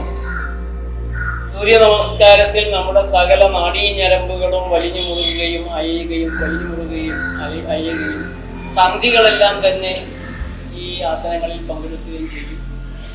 മൊത്തത്തിൽ ഉന്മേഷം സൂര്യ നമസ്കാരം ചെയ്യുമ്പോൾ പ്രത്യേകം ഒന്ന് തന്നെയാണ്. 12 ആസനങ്ങൾ അടങ്ങുന്ന സൂര്യ നമസ്കാരമാണ് അടുത്ത് ചെയ്യാൻ പോകുന്നത്. ആദ്യമായി പ്രണാമാസൻ. റിലാക്സേഷൻ പോസിൽ നിൽക്കുന്നു. ഇരു കൈകളും നമസ്കാര മുദ്ര അഡാപ്റ്റ് ചെയ്യുക. Normal breathing. വളരെ സാവധാനത്തിൽ ശ്വാസം ഉള്ളിലേക്ക് എടുത്തുകൊണ്ട് കാലുകളെ അകത്തുക. ഇരു കൈകളും മുകളിലേക്ക് ഉയർത്തി ബാക്കിലേക്ക് പതിയെ ബെൻഡ് ചെയ്യുന്നു. ശ്വാസം പുറത്തേക്ക് വിട്ടുകൊണ്ട് വളരെ സാവധാനത്തിൽ കൈകളെ താഴ്ത്തുക. അതിനോടൊപ്പം ഇരു കൈകളും നമ്മുടെ കാൽപാദങ്ങളിൽ ടച്ച് ചെയ്യാൻ ശ്രമിക്കുന്നു. അടുത്തതായി അശ്വസഞ്ചലനാസൻ. ഇടതുകാൽ മുന്നിലേക്കും വലതുകാൽ പതിയെ ബാക്ക് സൈഡിലേക്കും എക്സ്റ്റെൻഡ് ചെയ്യുന്നു. തല മുകളിലേക്ക് ഉയർത്താം. അടുത്തതായി പർവ്വതാസൻ. ഇരു കാലുകളും പിന്നിലേക്ക് കൊണ്ടുവരിക. ഉയർന്നു നിൽക്കാം. അടുത്തതായി ബാലാസൻ അല്ലെങ്കിൽ ശശങ്കാസൻ. ഇരു കൈകളും നിലത്ത് പതിപ്പിച്ചുകൊണ്ട് നെറ്റി തലയിൽ മുട്ടുന്ന രീതിയിൽ മെയിൻറ്റെയിൻ ചെയ്യുന്നു.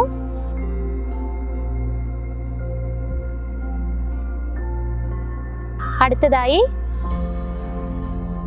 അഷ്ടാംഗ നമസ്കാര.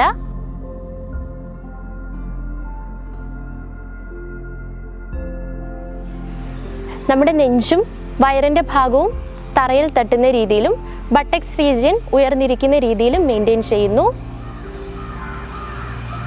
അടുത്ത ആസന ഭുജംഗാസനാണ്. ഇരു കൈകളും ചെസ്റ്റിന്റെ ഇരുവശങ്ങളിലായിട്ട് പ്ലേസ് ചെയ്യുന്നു. വളരെ സാവധാനത്തിൽ ശ്വാസം ഉള്ളിലേക്ക് എടുത്തുകൊണ്ട് നെഞ്ചിന്റെ ഭാഗം പതിയെ മുകളിലേക്ക് ഉയർത്താം.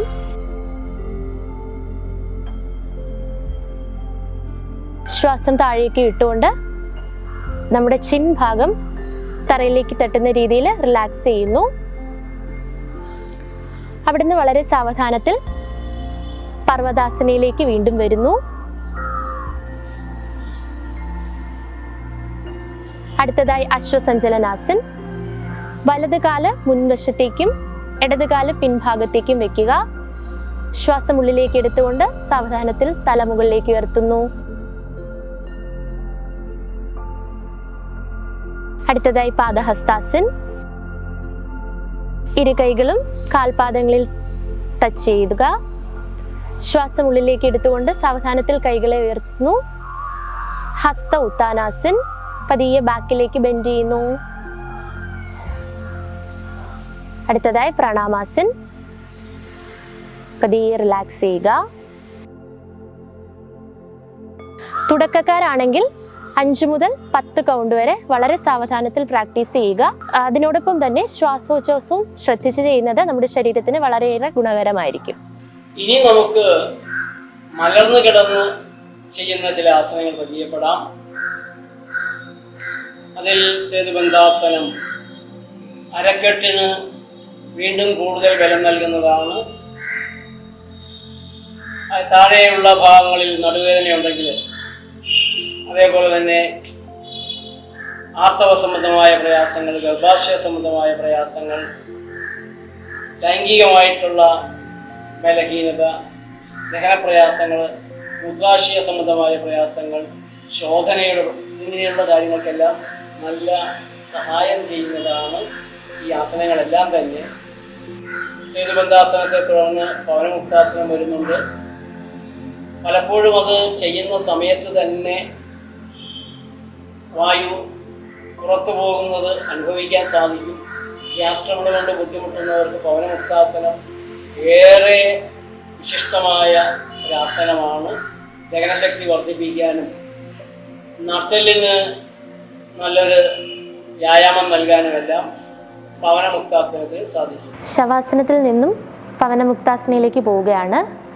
ഇരു കാലുകളും അടുപ്പിച്ച് വയ്ക്കുക. ശ്വാസം എടുത്തുകൊണ്ട് വലതുകാൽ ഉയർത്തുന്നു. പതിയെ കാൽമുട്ട് മടക്കുക. കൈകൾ ഇൻ്റർലോക്ക് ചെയ്യുന്നു. പതിയെ ശ്വാസം എടുത്തുകൊണ്ട് തന്നെ തല കാൽമുട്ടിൽ ടച്ച് ചെയ്യിപ്പിക്കുന്നു. സാവധാനം ശ്വാസം എടുത്ത് പുറത്തേക്ക് വിടാം. ശേഷം ആദ്യം കൈകൾ റിലീസ് ചെയ്യുന്നു.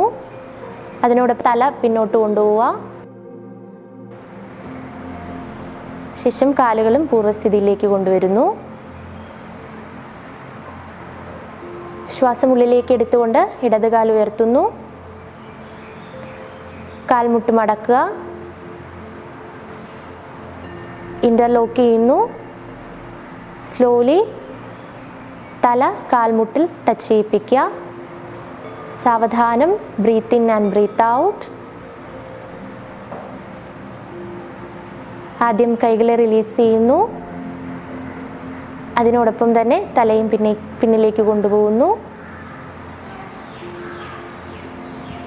കാലും റിലീസ് ചെയ്യാം. ശേഷം പതിയെ ശ്വാസം എടുത്തുകൊണ്ട് 2 കാലുകളും ഉയർത്തുക. മുട്ടുകളെ മടക്കി കൈകൾ ഇൻ്റർലോക്ക് ചെയ്യുന്നു. പതിയെ ശ്വാസം പുറത്തേക്ക് വിട്ടുകൊണ്ട് തല കാൽമുട്ടുകളെ ടച്ച് ചെയ്യിപ്പിക്കുന്നു. സാവധാനം breathe in and breathe out. ശേഷം പതിയെ ആദ്യം കൈകളെ റിലീസ് ചെയ്യുന്നു. തലയും പിന്നിലേക്ക് കൊണ്ടുപോവാം. കാലുകളെയും സാവധാനം റിലീസ് ചെയ്യാം. ശവാസനയിൽ റിലാക്സ് ചെയ്യുന്നു. കണ്ണുകളെ അടയ്ക്കാം. Normal breathe in and breathe out. Relax. ഇനി സുപ്പൈൻ പൊസിഷനിൽ പൂർണ്ണമായി ശരീരം നീണ്ടു നിവർന്ന് കിടക്കുക. അടുത്തായി ചെയ്യാൻ പോകുന്നത് ഉത്തൻ പാദാസനയാണ്. 2 കൈകളും ശരീരത്തോട് ചേർന്ന് ഉള്ളംകൈ താഴോട്ട് ഫേസ് ചെയ്യുന്ന രീതിയിൽ വയ്ക്കുക. ശേഷം 2 കാൽപാദങ്ങളും ചേർത്ത് വയ്ക്കുക. ഇനി സാവധാനത്തിൽ ദീർഘശ്വാസം എടുത്തുകൊണ്ട് 2 കാലുകളും കാൽമുട്ടുകൾ മടങ്ങാതെ 90 ഡിഗ്രീസ് മുകളിലേക്ക് ലിഫ്റ്റ് ചെയ്യുക. അല്പം നിമിഷങ്ങൾ ഹോൾഡ് ചെയ്ത ശേഷം സാവധാനത്തിൽ ശ്വാസം വിട്ടുകൊണ്ട് കാൽമുട്ടുകൾ മടങ്ങാതെ തന്നെ താഴോട്ട് കൊണ്ടുവരിക. രസകരങ്ങളായ നിരവധി ആസനങ്ങൾ കമിഴ്ന്നു കിടന്ന് ചെയ്യുന്നവയായിട്ടുണ്ട്. അതിലൊന്നാണ് ഭുജംഗാസനം. അത് വീണ്ടും നട്ടെല്ലിൻ്റെ മുകൾ ഭാഗങ്ങൾക്ക് കണ്ണിനെല്ലാം വളരെ ഉന്മേഷം തരുന്നതാണ്, തലച്ചോറിന് ഉന്മേഷം തരുന്നതാണ്. ഒരു ക്ലാസിക് ആസനമായിട്ടാണ് ഭുജംഗാസനത്തെ ആചാര്യന്മാർ വിശേഷിപ്പിച്ചിട്ടുള്ളത്. ശ്രദ്ധയോടെ ചെയ്യണം. അടുത്തതായി പ്രോൺ പൊസിഷനിൽ സീരീസ് ഓഫ് ആസനാസിലേക്ക് നമുക്ക് കിടക്കാം. മക്രാസനയിൽ റിലാക്സ് ചെയ്തതിന് ശേഷം നമ്മൾ ഭുജംഗാസന ചെയ്യാൻ പോവുകയാണ്. ആദ്യമായി 2 കാൽപാദങ്ങളും ചേർത്ത് വയ്ക്കുക. പൂർണ്ണമായി ശരീരം തറയിൽ കമിഴ്ന്ന് കിടന്നതിന് ശേഷം നെറ്റി തറയിൽ സ്പർശിക്കുക. 2 കൈപ്പത്തികളും നെഞ്ചിന് ഇരുവശങ്ങളിലായി പ്ലേസ് ചെയ്യുക. 2 കൈമുട്ടുകളും ഉള്ളിലേക്ക് പരമാവധി പുഷ് ചെയ്ത് ചേർത്ത് കൊടുക്കുക. ഇനി സാവധാനത്തിൽ ദീർഘശ്വാസം ഉള്ളിലോട്ട് എടുത്തുകൊണ്ട് വളരെ സാവധാനത്തിൽ നെഞ്ച് പൂർണ്ണമായും മുകളിലേക്ക് ഉയർത്തി കൊടുക്കുക. കുറച്ച് നിമിഷങ്ങൾ ശ്വാസം ഹോൾഡ് ചെയ്ത ശേഷം ആസന മെയിൻറ്റെയിൻ ചെയ്യുക. ഇനി വളരെ സാവധാനത്തിൽ ശ്വാസം പുറത്തോട്ട് വിട്ടുകൊണ്ട് നെറ്റി തറയിൽ വന്ന് വീണ്ടും സ്പർശിക്കുക. 2 കരങ്ങളും പുറകുവശത്തേക്ക് വെച്ച് റിലാക്സ് ചെയ്യുക. വളരെ വളരെ രസകരമായ ഒരാസനമാണ് ശലഭാസനം. പൂവിലെല്ലാം വന്നിരുന്ന തുമ്പികൾ വാലുയർത്തുന്ന അതിൻ്റെ അർദ്ധ ശലഭാസനം ആരംഭത്തിൽ ചെയ്ത് പഠിക്കുക. ഇതിൽ പലതും ആരംഭത്തിൽ ചെയ്ത് പഠിക്കാൻ കഴിയുന്ന രീതിയിൽ പവനമുക്താസനം സഹിതം നമ്മൾ കാണിച്ചിട്ടുണ്ട്. ശലഭാസനം മൊത്തത്തിൽ കാലുകൾക്ക് അസാധാരണമായ ബലം നൽകുന്നതാണ്. നട്ടെല്ലിന് ഇത്രയേറെ ഗുണകരമായ മറ്റൊരു ആസനമില്ല എന്ന് തന്നെ പറയാം. ലൈംഗികമായ ബലത്തിന് അടിവയറ്റിലുള്ള എല്ലാ അവയവങ്ങളുടെയും ഉറച്ച പ്രവർത്തനത്തിന് ഒന്നാന്തരമാണ് ശലഭാസനം. ശ്വാസകോശത്തിന് പോലും അത് കരുത്ത് നൽകുന്നുണ്ട്. പിന്നീട് വരുന്ന ധനുരാസനവും ശരീരം കയ്യും കാലും കൂടെ ചേർന്ന് ഒരു കമ്പവലി നടത്തുന്ന സാധാരണമായ കരുത്ത് മൊത്തം ശരീരത്തിന് നൽകുന്ന, നാഡീഞരമ്പുകൾക്ക് നൽകുന്ന, സന്ധികൾക്ക് നൽകുന്ന വിശിഷ്ടമായ ഒരു ആസനമാണ്. ശ്രദ്ധയോടെ ഈ ആസനങ്ങൾ ചെയ്യേണ്ടതാണ്. അടുത്തതായി ചെയ്യുന്നത് ശലഭാസനയാണ്. നീണ്ടു നിവർന്ന് കമിഴ്ന്ന് കിടക്കുക. വളരെ സാവധാനത്തിൽ ഇരു കൈകളും ഇരു തുടയുടെയും അടിഭാഗത്തേക്ക് വെക്കുന്നു.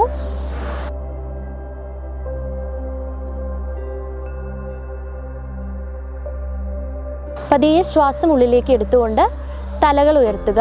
അതിനോടൊപ്പം തന്നെ സാവധാനത്തിൽ കാലുകളെയും ഉയർത്തുന്നു. കുറച്ച് സമയം ബ്രീത്ത് ഹോൾഡ് ചെയ്തുകൊണ്ട് ഇതേ പൊസിഷനിൽ തുടരുക. ശ്വാസം താഴേക്ക് വിട്ടുകൊണ്ട് സാവധാനത്തിൽ തലകളെ താഴ്ത്തുന്നു. അതിനോടൊപ്പം തന്നെ ഇരു കാലുകളെയും താഴ്ത്തുക. ശേഷം മക്രാസനയിൽ റിലാക്സ് ചെയ്യുന്നു.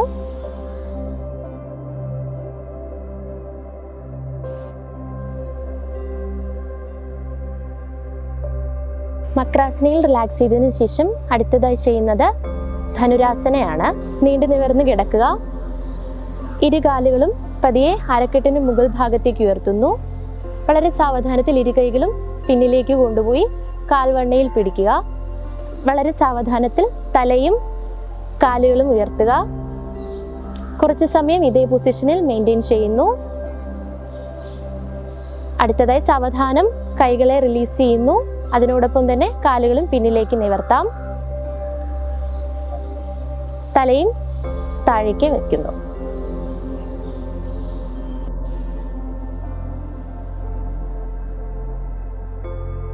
യോഗയിലെ ക്ലാസിക്കലായിട്ടുള്ള ആസനങ്ങളിൽ, അതും അല്പം പരിചയം വന്നാൽ മാത്രം ചെയ്തു തുടങ്ങാവുന്ന ആസനങ്ങളിൽ പ്രധാനപ്പെട്ടതാണ് വിപരീതകരണി, സർവാംഗാസനം, ഹലാസനം, അതിൽ നിന്ന് പോകുന്ന സേതുബന്ധാസനം, പിന്നെ അതിൻ്റെ ഓപ്പോസിറ്റായിട്ട് ചെയ്യേണ്ട മത്സ്യാസനം. അത് ഒന്ന് കാണിക്കാം. വിപരീതകരണി തുടക്കക്കാർക്കും ചെയ്യാവുന്നതാണ്. തുടർന്നുള്ള ആസനങ്ങൾ ശരീരം ഒന്ന് പരിചയിച്ചതിന് ശേഷം കഴിയുമെങ്കിൽ യോഗ നന്നായിട്ട് അറിയാവുന്ന ഒരു ഗുരുവിനെ കണ്ടെത്തി ആ ഗുരുവിൻ്റെ കീഴിൽ അഭ്യസിക്കുന്നതാണ് നല്ലത്. അടുത്തതായി വിപരീത കരണി ആസനയാണ് ചെയ്യാൻ പോകുന്നത്. സാവധാനത്തിൽ ശവാസനയിൽ നിന്നും കാലുകൾ രണ്ടും ചേർത്ത് വയ്ക്കുക. രണ്ട് കൈകളും കമഴ്ത്തിക്കൊണ്ട് ശരീരത്തോട് ചേർത്ത് വയ്ക്കുക. ഇനി സാവധാനത്തിൽ ശ്വാസം എടുത്തുകൊണ്ട് രണ്ട് കാലുകളും 90 ഡിഗ്രീസ് മുകളിലേക്ക് ഉയർത്താവുന്നതാണ്.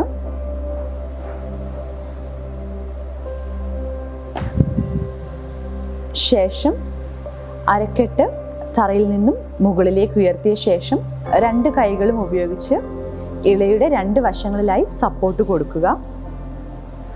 ശേഷം കണ്ണുകളും കാൽപാദങ്ങളിലെ വിരലുകളും തമ്മിൽ ഒരേ ലൈനിൽ മെയിൻറ്റെയിൻ ചെയ്യാൻ വേണ്ടി ശ്രമിക്കുക. ശ്വാസോച്ഛ്വാസം സാധാരണഗതിയിൽ തന്നെ തുടരട്ടെ. ഇനി വിപരീത കരണയിൽ നിന്നും സർവാംഗാസനയിലേക്കാണ് പോകുന്നത്. ഇതിനായി അരക്കെട്ട് പൂർണ്ണമായും മുകളിലേക്ക് ഉയർത്തിപ്പിടിക്കുക. കൈകളുടെ സപ്പോർട്ട് നടുവിൻ്റെ രണ്ട് വശങ്ങളിലും കണ്ടിന്യൂ ചെയ്യുക. കാൽപാദങ്ങളിലെ വിരലുകളും കണ്ണുകളും ഒരേ ലൈനിൽ തന്നെ തുടരുക.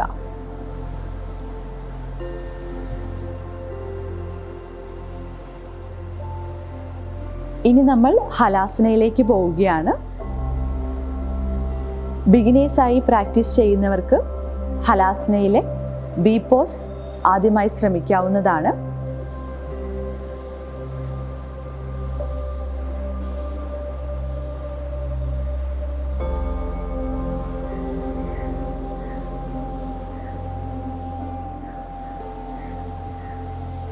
കാൽമുട്ടുകൾ മടക്കുമ്പോൾ മുട്ടുകൾ ശിരസിനോട് ചേർന്ന് വരത്തക്ക രീതിയിൽ പരമാവധി ശ്രമിക്കുക.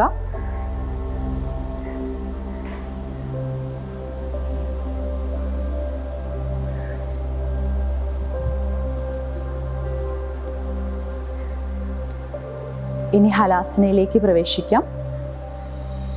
ശ്വാസം വിട്ടുകൊണ്ട് രണ്ട് കാലുകളും നിവർത്തിക്കൊണ്ട് പുറകുവശത്തേക്ക് കൊണ്ടുവരാം. രണ്ട് കാലുകളും നിവർത്തി വെച്ചതിന് ശേഷം ഇരു കരങ്ങളും മുൻവശത്തായി പ്ലേസ് ചെയ്യുക.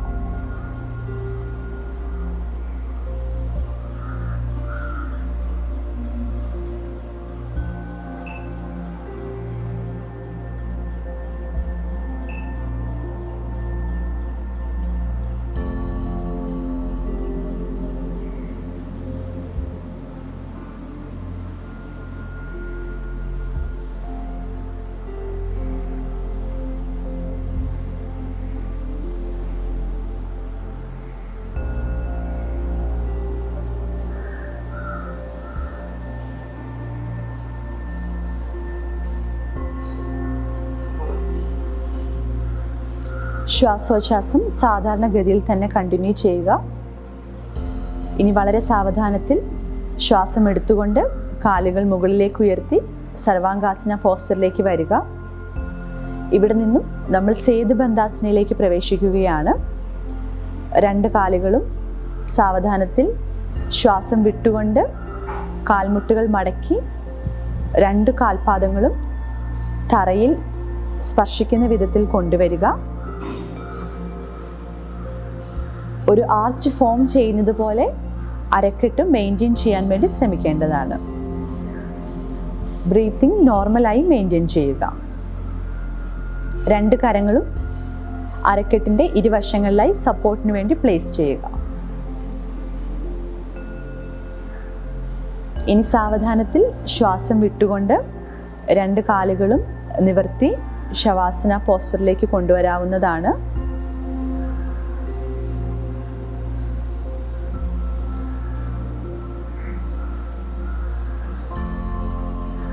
സാവധാനത്തിൽ ശ്വാസം വിട്ടുകൊണ്ട് കാലുകൾ താഴേക്ക് കൊണ്ടുവരിക.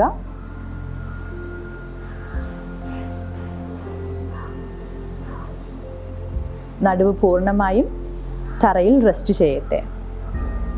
കൈകളും കാലുകളും ശരീരത്തിൽ നിന്നും അല്പം ദൂരത്തിൽ അകത്തി വയ്ക്കുക. ഉള്ളംകൈ മുകളിലേക്ക് ഫേസ് ചെയ്യുന്ന രീതിയിൽ പ്ലേസ് ചെയ്യുക. കണ്ണുകൾ അടച്ച് തന്നെ റിലാക്സ് ചെയ്യുക. ഇനി ദീർഘശ്വാസം എടുക്കുകയും സാവധാനത്തിൽ ശ്വാസം പുറത്തോട്ട് വിടുകയും ചെയ്യുക. ശ്വാസം എടുക്കുമ്പോഴും വിടുമ്പോഴും അബ്ഡോമിനൽ മൂവ്മെൻറ്റ്സിലേക്ക് പൂർണ്ണമായും നമ്മുടെ ശ്രദ്ധ കേന്ദ്രീകരിക്കാം. റിലാക്സ്.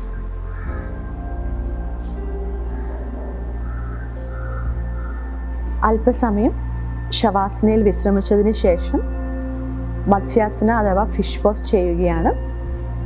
അതിനായി ആദ്യം കാലുകൾ രണ്ടും ചേർത്ത് വയ്ക്കുക. കൈകൾ രണ്ടും കമഴ്ത്തി ശരീരത്തോട് ചേർത്ത് വെച്ചതിന് ശേഷം രണ്ട് കൈപ്പത്തികളും ബട്ടക്സിനടിയിലായി കമഴ്ത്തി വയ്ക്കുക. ഇത് ചെയ്യുമ്പോൾ കൈമുട്ടുകൾ രണ്ടും വിടർന്നിരിക്കാൻ ശ്രദ്ധിക്കുക. ശേഷം ശിരസ് മുകളിലേക്ക് സാവധാനത്തിൽ ഉയർത്തിക്കൊണ്ട് വരിക.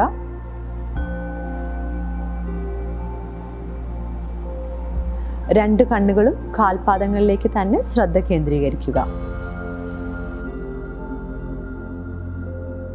ഇനി വീണ്ടും സാവധാനത്തിൽ ശിരസ് മുകളിലേക്ക് ഉയർത്തുക. ശേഷം വളരെ പതിയെ ശിരസ് പിന്നിലോട്ട് കൊണ്ടുവരിക.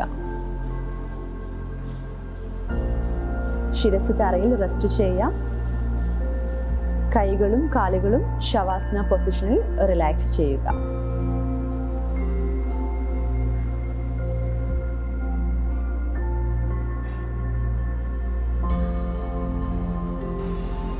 അടുത്തതായി മത്സ്യേന്ദ്രാസന എ പോസ ചെയ്യാൻ പോകുന്നത്.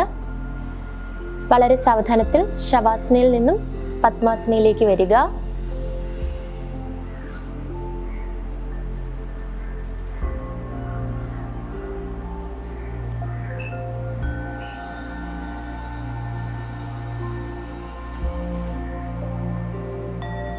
ശ്വാസം ഉള്ളിലേക്ക് എടുത്തുകൊണ്ട് വളരെ സാവധാനത്തിൽ രണ്ട് കൈ മുട്ടുകളും നിലത്തേക്ക് കുത്തുക.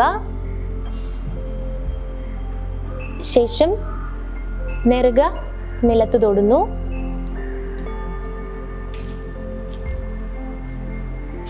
ശ്വാസം ദീർഘമായി എടുക്കുകയും പുറത്തേക്ക് വിടുകയും ചെയ്യുക.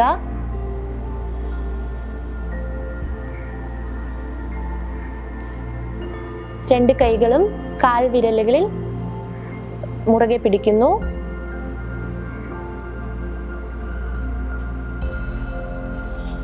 ബ്രീത്തിങ് കോൺസെൻട്രേറ്റ് ചെയ്യുന്നു. 1 മുതൽ 2 മിനിറ്റ് വരെ മെയിൻറ്റെയിൻ ചെയ്തതിന് ശേഷം ആദ്യം പതിയെ കൈകൾ റിലീസ് ചെയ്യുന്നു. ശേഷം പതിയെ ഇൻഹൈൽ ചെയ്തുകൊണ്ട് മുന്നിലേക്ക് വരുന്നു. നോർമൽ ബ്രീത്തിങ്ങിലേക്ക് പോകാം. പതിയെ പദ്മാസന റിലീസ് ചെയ്യുന്നു. ഫുൾ ബോഡിയും റിലാക്സ് ചെയ്യാം.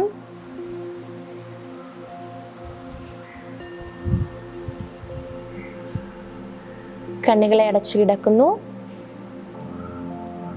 ബ്രീത്തിങ് സാധാരണ നിലയിലേക്ക് കൊണ്ടുപോകാം. റിലാക്സ്. പദ്മാസനത്തിലും നൗകാസനത്തിലും അല്പം മാറ്റങ്ങൾ വരുത്തിയാൽ വെള്ളത്തിൽ പൊങ്ങിക്കിടക്കാൻ നമുക്ക് സാധിക്കും, നിഷ്പ്രയാസം സുഖമായിട്ട്. വെള്ളത്തിൽ യോഗ ചെയ്യുമ്പോഴുണ്ടാകുന്ന മനസ്സിൻ്റെ സ്വസ്ഥതയും ഏകാഗ്രതയും ആനന്ദവും ഒക്കെ ഒന്ന് വേറെ തന്നെയാണ്. ഇത് യോഗാഭ്യാസിക്ക് മാത്രം സാധിക്കുന്ന ഒരു കാര്യമാണെന്ന് കരുതരുത്. അല്പം പ്രാക്ടീസ് ചെയ്താൽ ആർക്കും ചെയ്യാൻ കഴിയുന്നൊരു കാര്യമാണ്. 2 സ്ഥലത്തെ ജലയോഗാസനങ്ങളാണ് ഇവിടെ ഞാൻ കാണിക്കുന്നത്. ഒന്ന് ഇപ്പോൾ തിരുവനന്തപുരത്ത് ചൊവ്വരയിലുള്ള ഡോക്ടർ ഫ്രാങ്ക്ലിൻസ് പഞ്ചകർമ്മ സെൻറ്ററിലെ സ്വിമ്മിംഗ് പൂളിൽ വെച്ചെടുത്തതാണ്.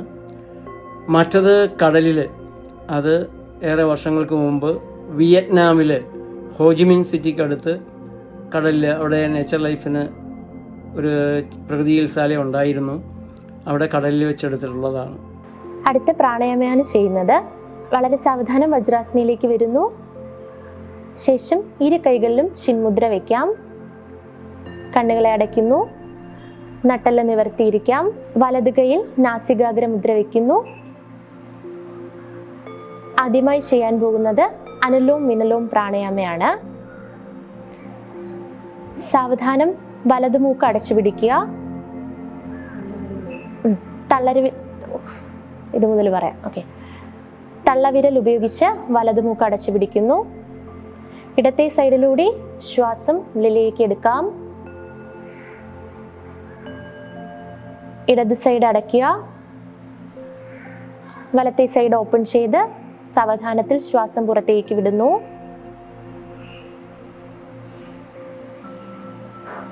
ശേഷം വളരെ പതിയെ ഓപ്പൺ ആയിരിക്കുന്ന വലത്തെ മൂക്കുവഴി തന്നെ വീണ്ടും ശ്വാസം ഉള്ളിലേക്ക് എടുക്കാം.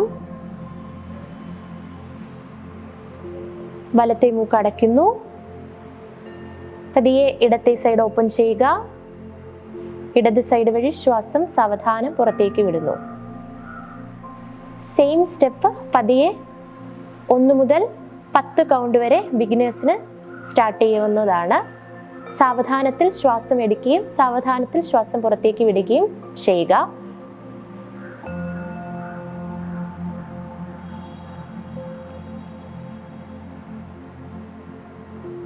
പതിയെ കൈകൾ റിലാക്സ് ചെയ്തുകൊണ്ട് 2 കൈകളിലും വീണ്ടും ചിന്മുദ്ര അഡാപ്റ്റ് ചെയ്യാം. റിലാക്സ്. സാവധാനത്തിൽ കണ്ണുകളെ തുറക്കുന്നു. അടുത്തത് ചന്ദ്രഭേദന പ്രാണായാമയാണ്. അതിനായി ആദ്യം തള്ളവിരൽ ഉപയോഗിച്ചുകൊണ്ട് വലതുമൂക്ക് ക്ലോസ് ചെയ്യുക. ഇടതുമൂക്കിലൂടെ ദീർഘശ്വാസം എടുക്കുക. ഇടതുമൂക്കിലൂടെ ദീർഘശ്വാസം എടുക്കുക. വളരെ സാവധാനത്തിൽ ഇടതുമൂക്കിൽ കൂടി തന്നെ ശ്വാസം വിടുക.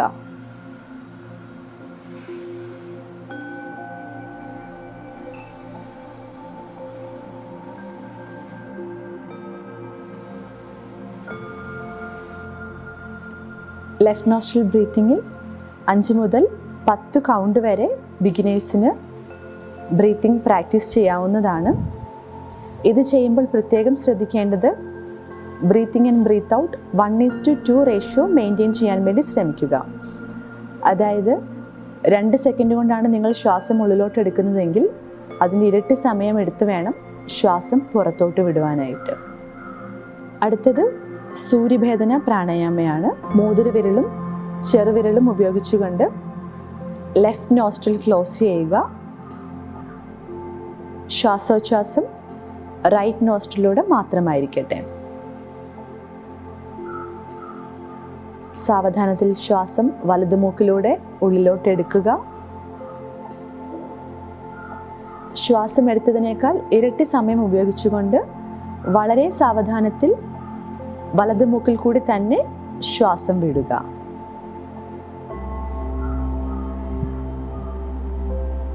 നട്ടലും ശിരസും സ്ട്രെയിറ്റ് ആയി തന്നെ മെയിൻറ്റെയിൻ ചെയ്യാൻ ശ്രമിക്കുക.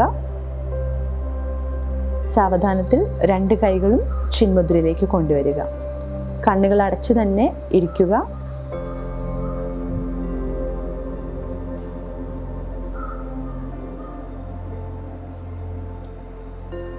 ഇനി സാവധാനത്തിൽ 2 കൈപ്പത്തികളും തമ്മിൽ തിരുമിക്കൊണ്ട് അല്ലെങ്കിൽ റബ്ബ് ചെയ്തുകൊണ്ട്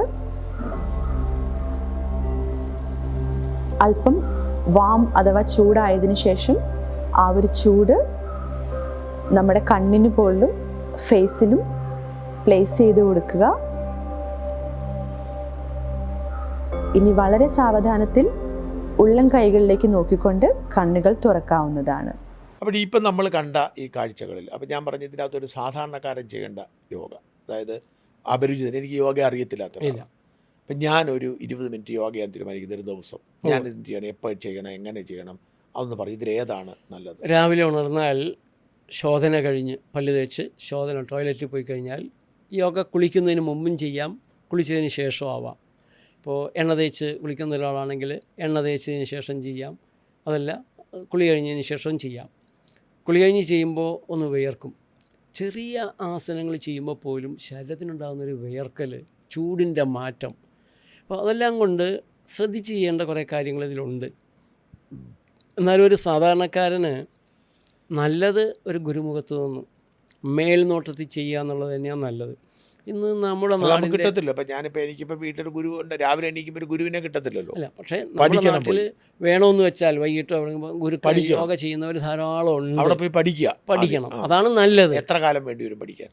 വെറും ഒരാഴ്ച പോയാൽ മതി. ആഴ്ചയിൽ 1 ദിവസമോ 2 ദിവസം, ഒരു ദിവസം കണ്ടൊന്ന് മനസ്സിലാക്കി ഓരോന്നായിട്ട് കൂട്ടി ചെയ്താൽ മതി. അല്ല പോട്ടെ, ഒരു മാസം ആഴ്ചയിൽ ഒരു 5 ദിവസം വെച്ച് പോയാൽ നന്നായി പഠിക്കാം. വളരെ സുന്ദരമായിട്ട് നിങ്ങൾക്ക് യോഗാസനങ്ങളിൽ ഇപ്പം ഞാൻ കാണിക്കുന്നത് അല്പം കഠിനമായ ആസനങ്ങളാണ്. ആ ആസനങ്ങൾ പോലും ഒരു മാസം നിങ്ങൾ പോവുകയാണെങ്കിൽ കാണിക്കാൻ പറ്റും. ഇപ്പോൾ നേച്ചർ ലൈഫിൽ രാവിലെ എന്നും യോഗയുണ്ട്. ഏത് തരത്തിലുള്ള പ്രായമുള്ളവർക്ക്, ഏത് ആരോഗ്യമുള്ളവർക്കും പറ്റും. 7 വയസ്സ് വരെ യോഗ കുട്ടികൾക്ക് പറഞ്ഞിട്ടില്ല. 7 വയസ്സ് കഴിഞ്ഞാൽ കുട്ടികൾക്ക് തുടങ്ങാം. പിന്നെ ആരോഗ്യസ്ഥിതിയിൽ ഇപ്പോൾ കഴുത്തിന് സ്പോണ്ടിലൈറ്റിസ് പ്രോബ്ലങ്ങളുള്ളവർ ചില ആസനങ്ങൾ ചെയ്യാൻ പാടില്ല. വയറ്റിൽ അൾസറുള്ളവർ, ഹെർണിയുള്ളവർ വളരെ സൂക്ഷിക്കണം. എല്ലാ ആസനങ്ങളൊന്നും ചെയ്യാൻ പാടില്ല. ഗർഭിണികൾ ചെയ്യാവുന്നതുണ്ട്, ചെയ്യാൻ പാടില്ലാത്തതുണ്ട്. അതുപോലെ മുലയൂട്ടുന്ന അമ്മമാർക്ക് പ്രത്യേകമായിട്ടുള്ളതുണ്ട്. ഒരു ഓപ്പറേഷൻ കഴിഞ്ഞാൽ അത് വളരെ ഗൗരവത്തിൽ ആദ്യത്തെ നാളുകളിൽ സൂക്ഷിക്കണം. അതുപോലെ യൂട്രസ് പ്രൊലാപ്സ് ചെയ്തിട്ടുള്ളവർ, നട്ടെല്ലിന് തകരാറുള്ളവർ, നടുവേദനയുള്ളവർ, ഈ ഫ്രോസൺ ഷോൾഡറിൻ്റെ പ്രശ്നമാണ്. ഫ്രോസൺ ഷോൾഡറിലൊക്കെ യോഗ ചെയ്ത് കഴിഞ്ഞാൽ അത് വരാൻ പാടില്ലാത്തതാണ്. വന്നാൽ തന്നെ മാറ്റിയെടുക്കാൻ. പക്ഷെ ശ്രദ്ധിക്കേണ്ടത് yoga non violent. Frozen shoulder ഉള്ളപ്പോൾ പുറകോട്ട് പോകത്തില്ല. ഇപ്പോൾ എൻ്റെ കൈ പുറകോട്ട് പോകത്തില്ല. അതെ, അപ്പോൾ അതിപ്പോൾ എനിക്ക് ചെയ്യാൻ പറ്റത്തില്ല. ശരിയാക്കി എടുത്താലേ പറ്റത്തുള്ളൂ. പതുക്കെ അല്ല, യോഗയിലൂടെ അത് ശരിയായി വരും. അപ്പോൾ ബുദ്ധിമുട്ടുള്ളത്, വേദനയുള്ളത് ചെയ്യാൻ പാടില്ല. ഓക്കെ. കാരണം യോഗ നോൺ വയലൻ്റാണ്. നോൺ വയലൻസ്, അഹിംസയിലാണിത് ഊന്നി നിൽക്കുന്നത്. അപ്പോൾ അപ്പോൾ ഒരു 20 മിനിറ്റുള്ള 20 മിനിറ്റുള്ള നമുക്ക് തുടക്കത്തിൽ ലൂസനിങ് എക്സസൈസ് ചെയ്യണം. എന്ന് വെച്ചാൽ കാലത്ത് എഴുന്നേൽക്കുമ്പോൾ രാത്രി ഉറങ്ങിക്കിടന്ന് സന്ധികളും മാംസപേശികളൊക്കെ പ്രവർത്തിക്കാതെ ഒരു സ്റ്റിഫായിരിക്കും. അപ്പോൾ പെട്ടെന്ന് നമ്മൾ അതിനെ ചാടി എണീപ്പിച്ച് കഠിനമായിട്ടുള്ള സ്ട്രെച്ചിങ് എന്തെങ്കിലും കൊടുക്കുന്നത് ശരിയല്ല. അപ്പോൾ നമ്മൾ പതുക്കെ കഴുത്ത്, കൈകൾ ഒക്കെ ലൂസ് ചെയ്യാനുള്ള ഓരോരോ എക്സസൈസ്, അരക്കെട്ട്, കാൽമുട്ടുകൾ ചെയ്ത് ശരീരം ഒരുവിധം ഒന്ന് പ്രിപ്പയർ ചെയ്യും. അല്പം നേരം ശവാസനത്തിൽ കിടക്കും. ശവാസനം എന്ന് പറയുന്നത് എങ്ങനെയാണ്? വെറുതെ കമന്ന് കിടക്കും. നമ്മൾ കാലുകൾ അകറ്റി വശങ്ങളിലേക്ക് തളർത്തിയിടും. ഇങ്ങനെ വെറുതെ റിലാക്സ്. കാലുകൾ കൈ കൈ ആകാശം നോക്കി അങ്ങനെ കൈപ്പത്തികൾ കക്ഷത്ത് കീറുകാത്ത രീതിയിൽ അല്പം അകറ്റി അല്ല, അപ്പോൾ അത് റിലാക്സ് ആവത്തില്ലല്ലോ. നമുക്ക് കൈ ഇങ്ങനെ കിടക്കുന്നില്ല റിലാക്സ് ആവുന്നത്. അല്ല, നമ്മൾ തളർത്തിയിട്ടു. അത് കഴിഞ്ഞിട്ട് നെഞ്ചൊക്കെ ഒന്ന് പൊക്കി ഒന്ന് നിലത്തേക്ക് തന്നെ പതുക്കെ തോളൊക്കെ ഒന്ന് ഇളക്കിയിട്ട് കഴുത്ത് ഒന്ന് തിരിച്ച് നേരെ ഇരുന്നിട്ട് നേരെ കിടന്നിട്ട് നീണ്ടു നിവർന്ന് നമ്മൾ കിടക്കുകയാണ്. അതേസമയം ബലം ഒരിടത്തും കൊടുക്കുന്നില്ല. പതുക്കെ മാംസപേശികൾ അത് കാലിലേക്ക്, വലത് കാലിലേക്ക് നമ്മൾ ശ്രദ്ധ കൊണ്ടുവന്നു. എൻ്റെ വലത് കാലിൽ വിശ്രമിക്കുക, കാല് നേരെ വെക്കണം, വശങ്ങളിലേക്ക് തളർത്തിയിടുകയാണ്. ഒരിടത്തും ഒരു ബലവും നമ്മൾ കൊടുക്കുക. എല്ലാ ബലവും മനഃപൂർവ്വം ഓരോ ഭാഗത്തുനിന്ന് മനസ്സുകൊണ്ട് അങ്ങനെ ഓരോ ഭാഗത്തു നിന്നും ബലമെല്ലാം പിൻവലിച്ച് തളർത്തിയിട്ട് ആദ്യം നമ്മൾ അസ്ഥിസന്ധികൾ തളർത്തി, മാംസപേശികൾ തളർത്തി, രക്തയോട്ടം, നാഡീഞരമ്പുകൾ തളർത്തി, ഇങ്ങനെ അരക്കെട്ട്, കൈകൾ, മനസ്സുകൊണ്ട് കരുതണം, മനസ്സിൽ വിചാരിക്കണം. ആ ഭാഗം മാത്രം നമ്മളിപ്പോൾ ഇങ്ങനെ ഇരിക്കുമ്പോൾ ഞാൻ റിലാക്സ് ആകുന്ന മനസ്സ് എങ്ങനെ റിലാക്സ് ആക്കി എടുക്കുന്നത്? മനസ്സ് ഒരു കസേരയിൽ ഇരിക്കുകയാണെങ്കിൽ പോലും നമുക്ക് എവിടെയെങ്കിലുമൊക്കെ ബലം കൊടുത്തിരിക്കുകയാണെങ്കിൽ അതെല്ലാം മാറ്റി റിലാക്സ് ചെയ്ത് വരാമല്ലോ. മനസ്സിൽ ഇത് യോഗാസന നിദ്രയിൽ അത് നമ്മൾ വാസ്തവത്തിൽ കാണിച്ചിട്ടില്ല. യോഗാസന നിദ്ര എന്ന് പറഞ്ഞാൽ ഒരു അരമണിക്കൂറൊക്കെ എടുക്കുന്ന ഒരു യാത്രയാണ്.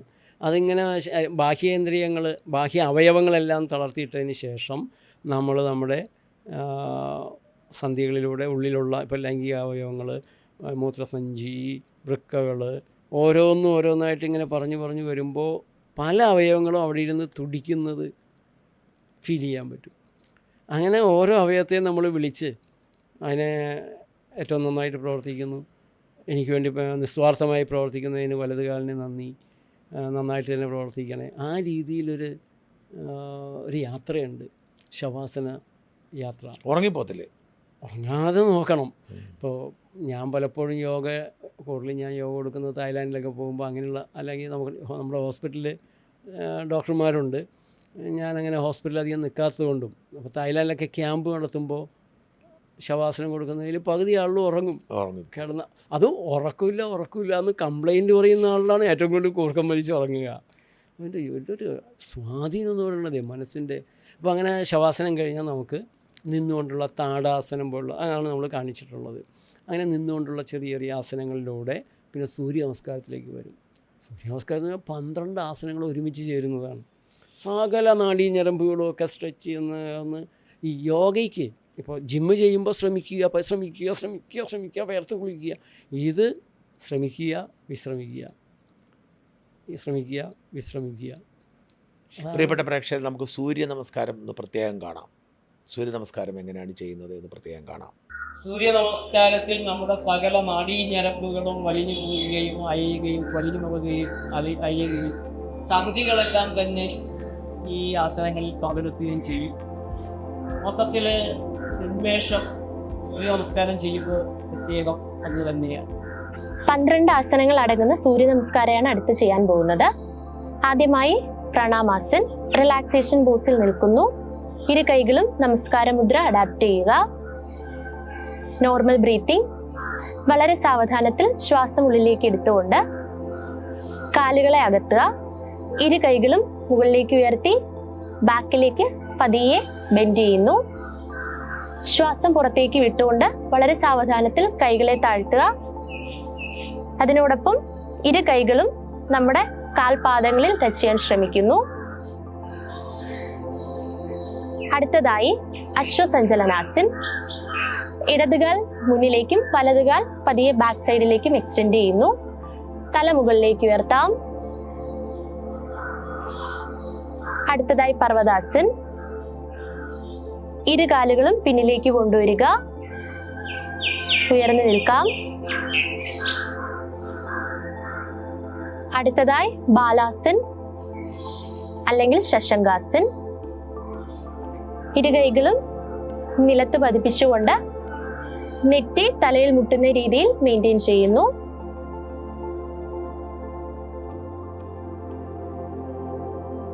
അടുത്തതായി അഷ്ടാംഗ നമസ്കാര.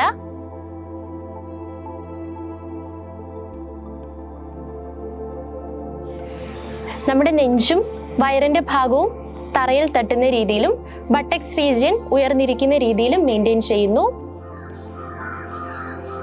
അടുത്ത ആസന ഭുജംഗാസനാണ്.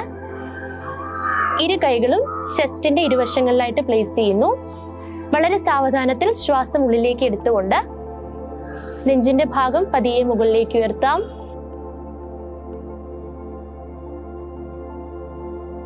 ശ്വാസം താഴേക്ക് ഇട്ടുകൊണ്ട് നമ്മുടെ ചിൻ ഭാഗം തറയിലേക്ക് തട്ടുന്ന രീതിയിൽ റിലാക്സ് ചെയ്യുന്നു. അവിടുന്ന് വളരെ സാവധാനത്തിൽ പർവ്വതാസനയിലേക്ക് വീണ്ടും വരുന്നു. അടുത്തതായി അശ്വസഞ്ചലനാസൻ. വലത് കാല് മുൻവശത്തേക്കും ഇടത് കാല് പിൻഭാഗത്തേക്കും വെക്കുക. ശ്വാസം ഉള്ളിലേക്ക് എടുത്തുകൊണ്ട് സാവധാനത്തിൽ തല മുകളിലേക്ക് ഉയർത്തുന്നു. അടുത്തതായി പാദഹസ്താസൻ. ഇരു കൈകളും കാൽപാദങ്ങളിൽ ടച്ച് ചെയ്യുക. ശ്വാസം ഉള്ളിലേക്ക് എടുത്തുകൊണ്ട് സാവധാനത്തിൽ കൈകളെ ഉയർത്തുന്നു. ഹസ്ത ഉത്താനാസൻ. പതിയെ ബാക്കിലേക്ക് ബെൻഡ് ചെയ്യുന്നു. അടുത്തതായി പ്രണാമാസൻ. പതിയെ റിലാക്സ് ചെയ്യുക. തുടക്കക്കാരാണെങ്കിൽ 5 മുതൽ 10 കൗണ്ട് വരെ വളരെ സാവധാനത്തിൽ പ്രാക്ടീസ് ചെയ്യുക. അതിനോടൊപ്പം തന്നെ ശ്വാസോച്ഛ്വാസവും ശ്രദ്ധിച്ച് ചെയ്യുന്നത് നമ്മുടെ ശരീരത്തിന് വളരെയേറെ ഗുണകരമായിരിക്കും. അതോടെ നമ്മുടെ മനസ്സ്, ശരീരം എല്ലാം വേറൊരു ലെവലിലേക്ക് മാറും. ഓരോ ആസനത്തിനും ഓരോരോ സ്വാധീനമുണ്ട്. സൂര്യ നമസ്കാരം വിശദീകരിച്ചേ. സൂര്യ നമസ്കാരം സൂര്യനെ നമസ്കരിക്കുന്നു എന്നുള്ളതായതുകൊണ്ട് കുറച്ച് ആളുകൾക്ക് അതിനുള്ളൊരു എതിർപ്പുണ്ട്. ആരെയും നമസ്കരിക്കാൻ പാടില്ല, നമസ്കാരം സൃഷ്ടാവിനോട് മാത്രം എന്നുള്ള ഒരു ധാരണയിൽ. അപ്പോൾ അതിന് വേറൊരു പേരിട്ട് വിളിക്കുന്നതുകൊണ്ടും കുഴപ്പമൊന്നുമില്ല. വാസ്തവത്തിൽ യോഗയും നിസ്കാരവും തമ്മിലുള്ളൊരു ബന്ധം എന്നെ പലപ്പോഴും അത്ഭുതപ്പെടുത്തുന്നുണ്ട്. നിസ്കരിക്കാനിരിക്കുന്നത് കാല് മടക്കിയിട്ട് ഉപ്പൂറ്റിയുടെ മേളിലാണല്ലോ.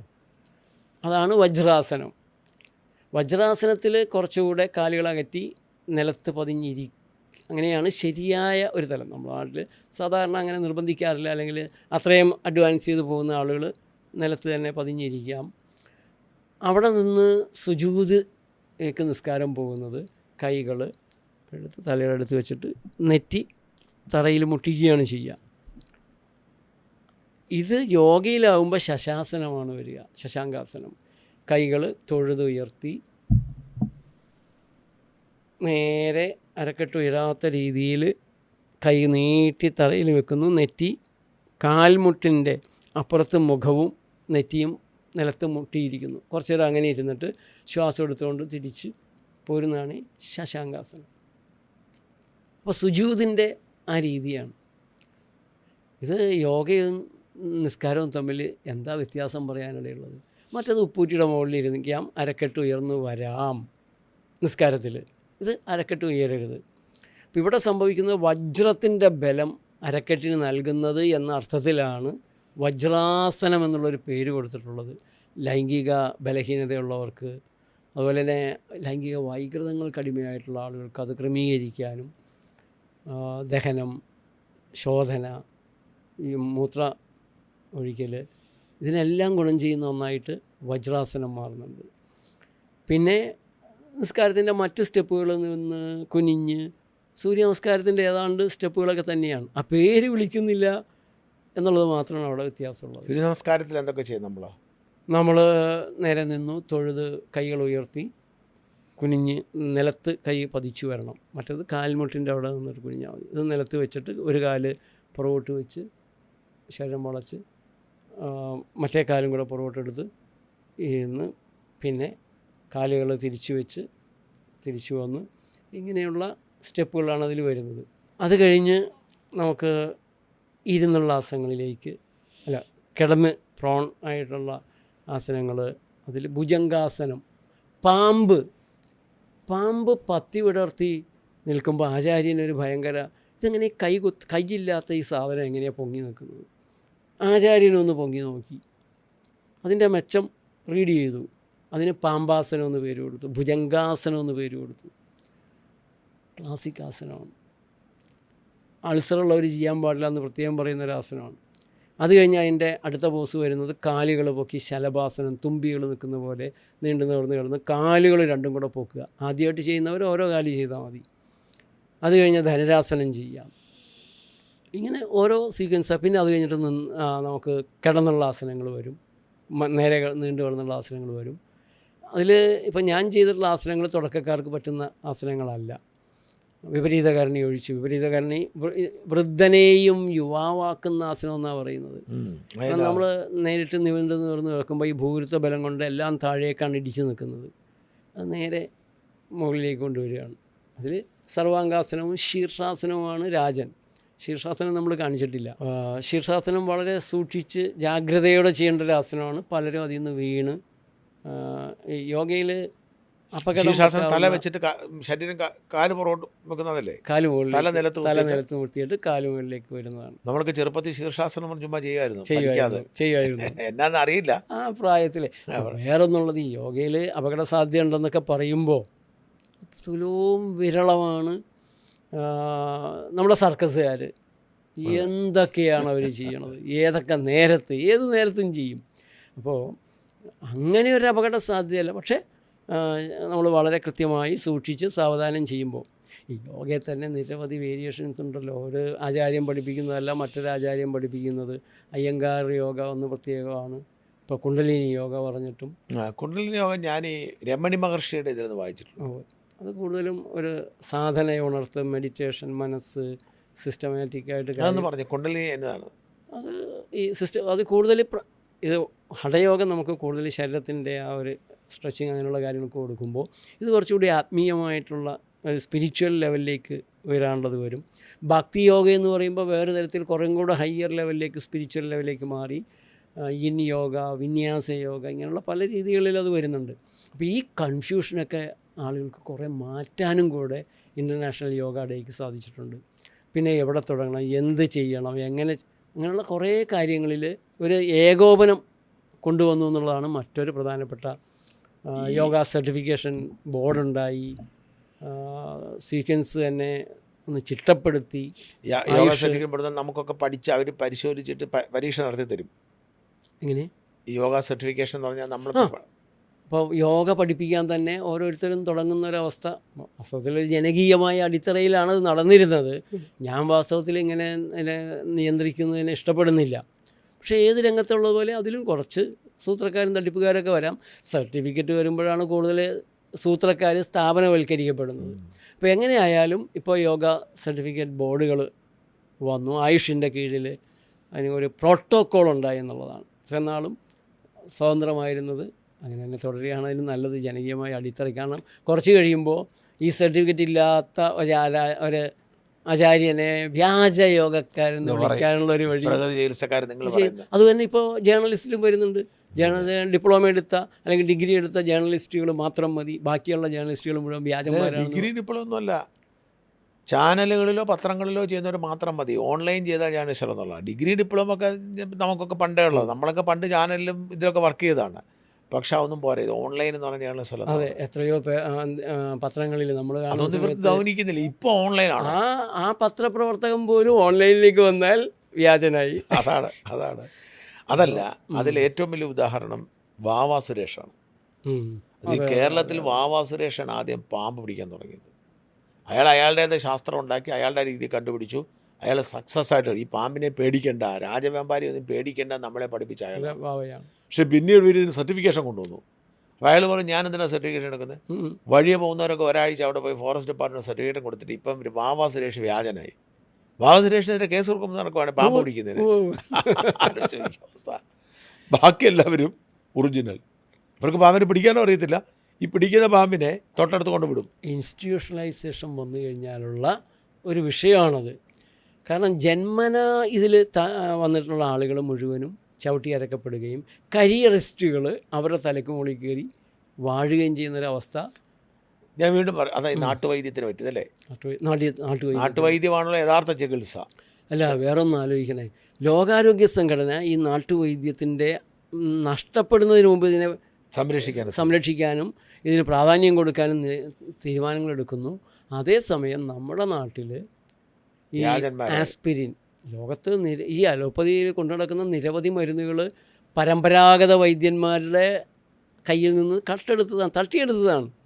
ഒരക്ഷരം ഒരു നന്ദി പറയാതെ ആകെ പരമ്പരാഗത രീതികളോട് നന്ദി കാണിച്ചത് നമ്മുടെ ബൊട്ടാണിക്കൽ പാലോടുള്ള അവരെ അഗസ്ത്യ പച്ചയ്ക്ക് അവർക്ക് പേറ്റൻറ്റ് കൊടുത്തു.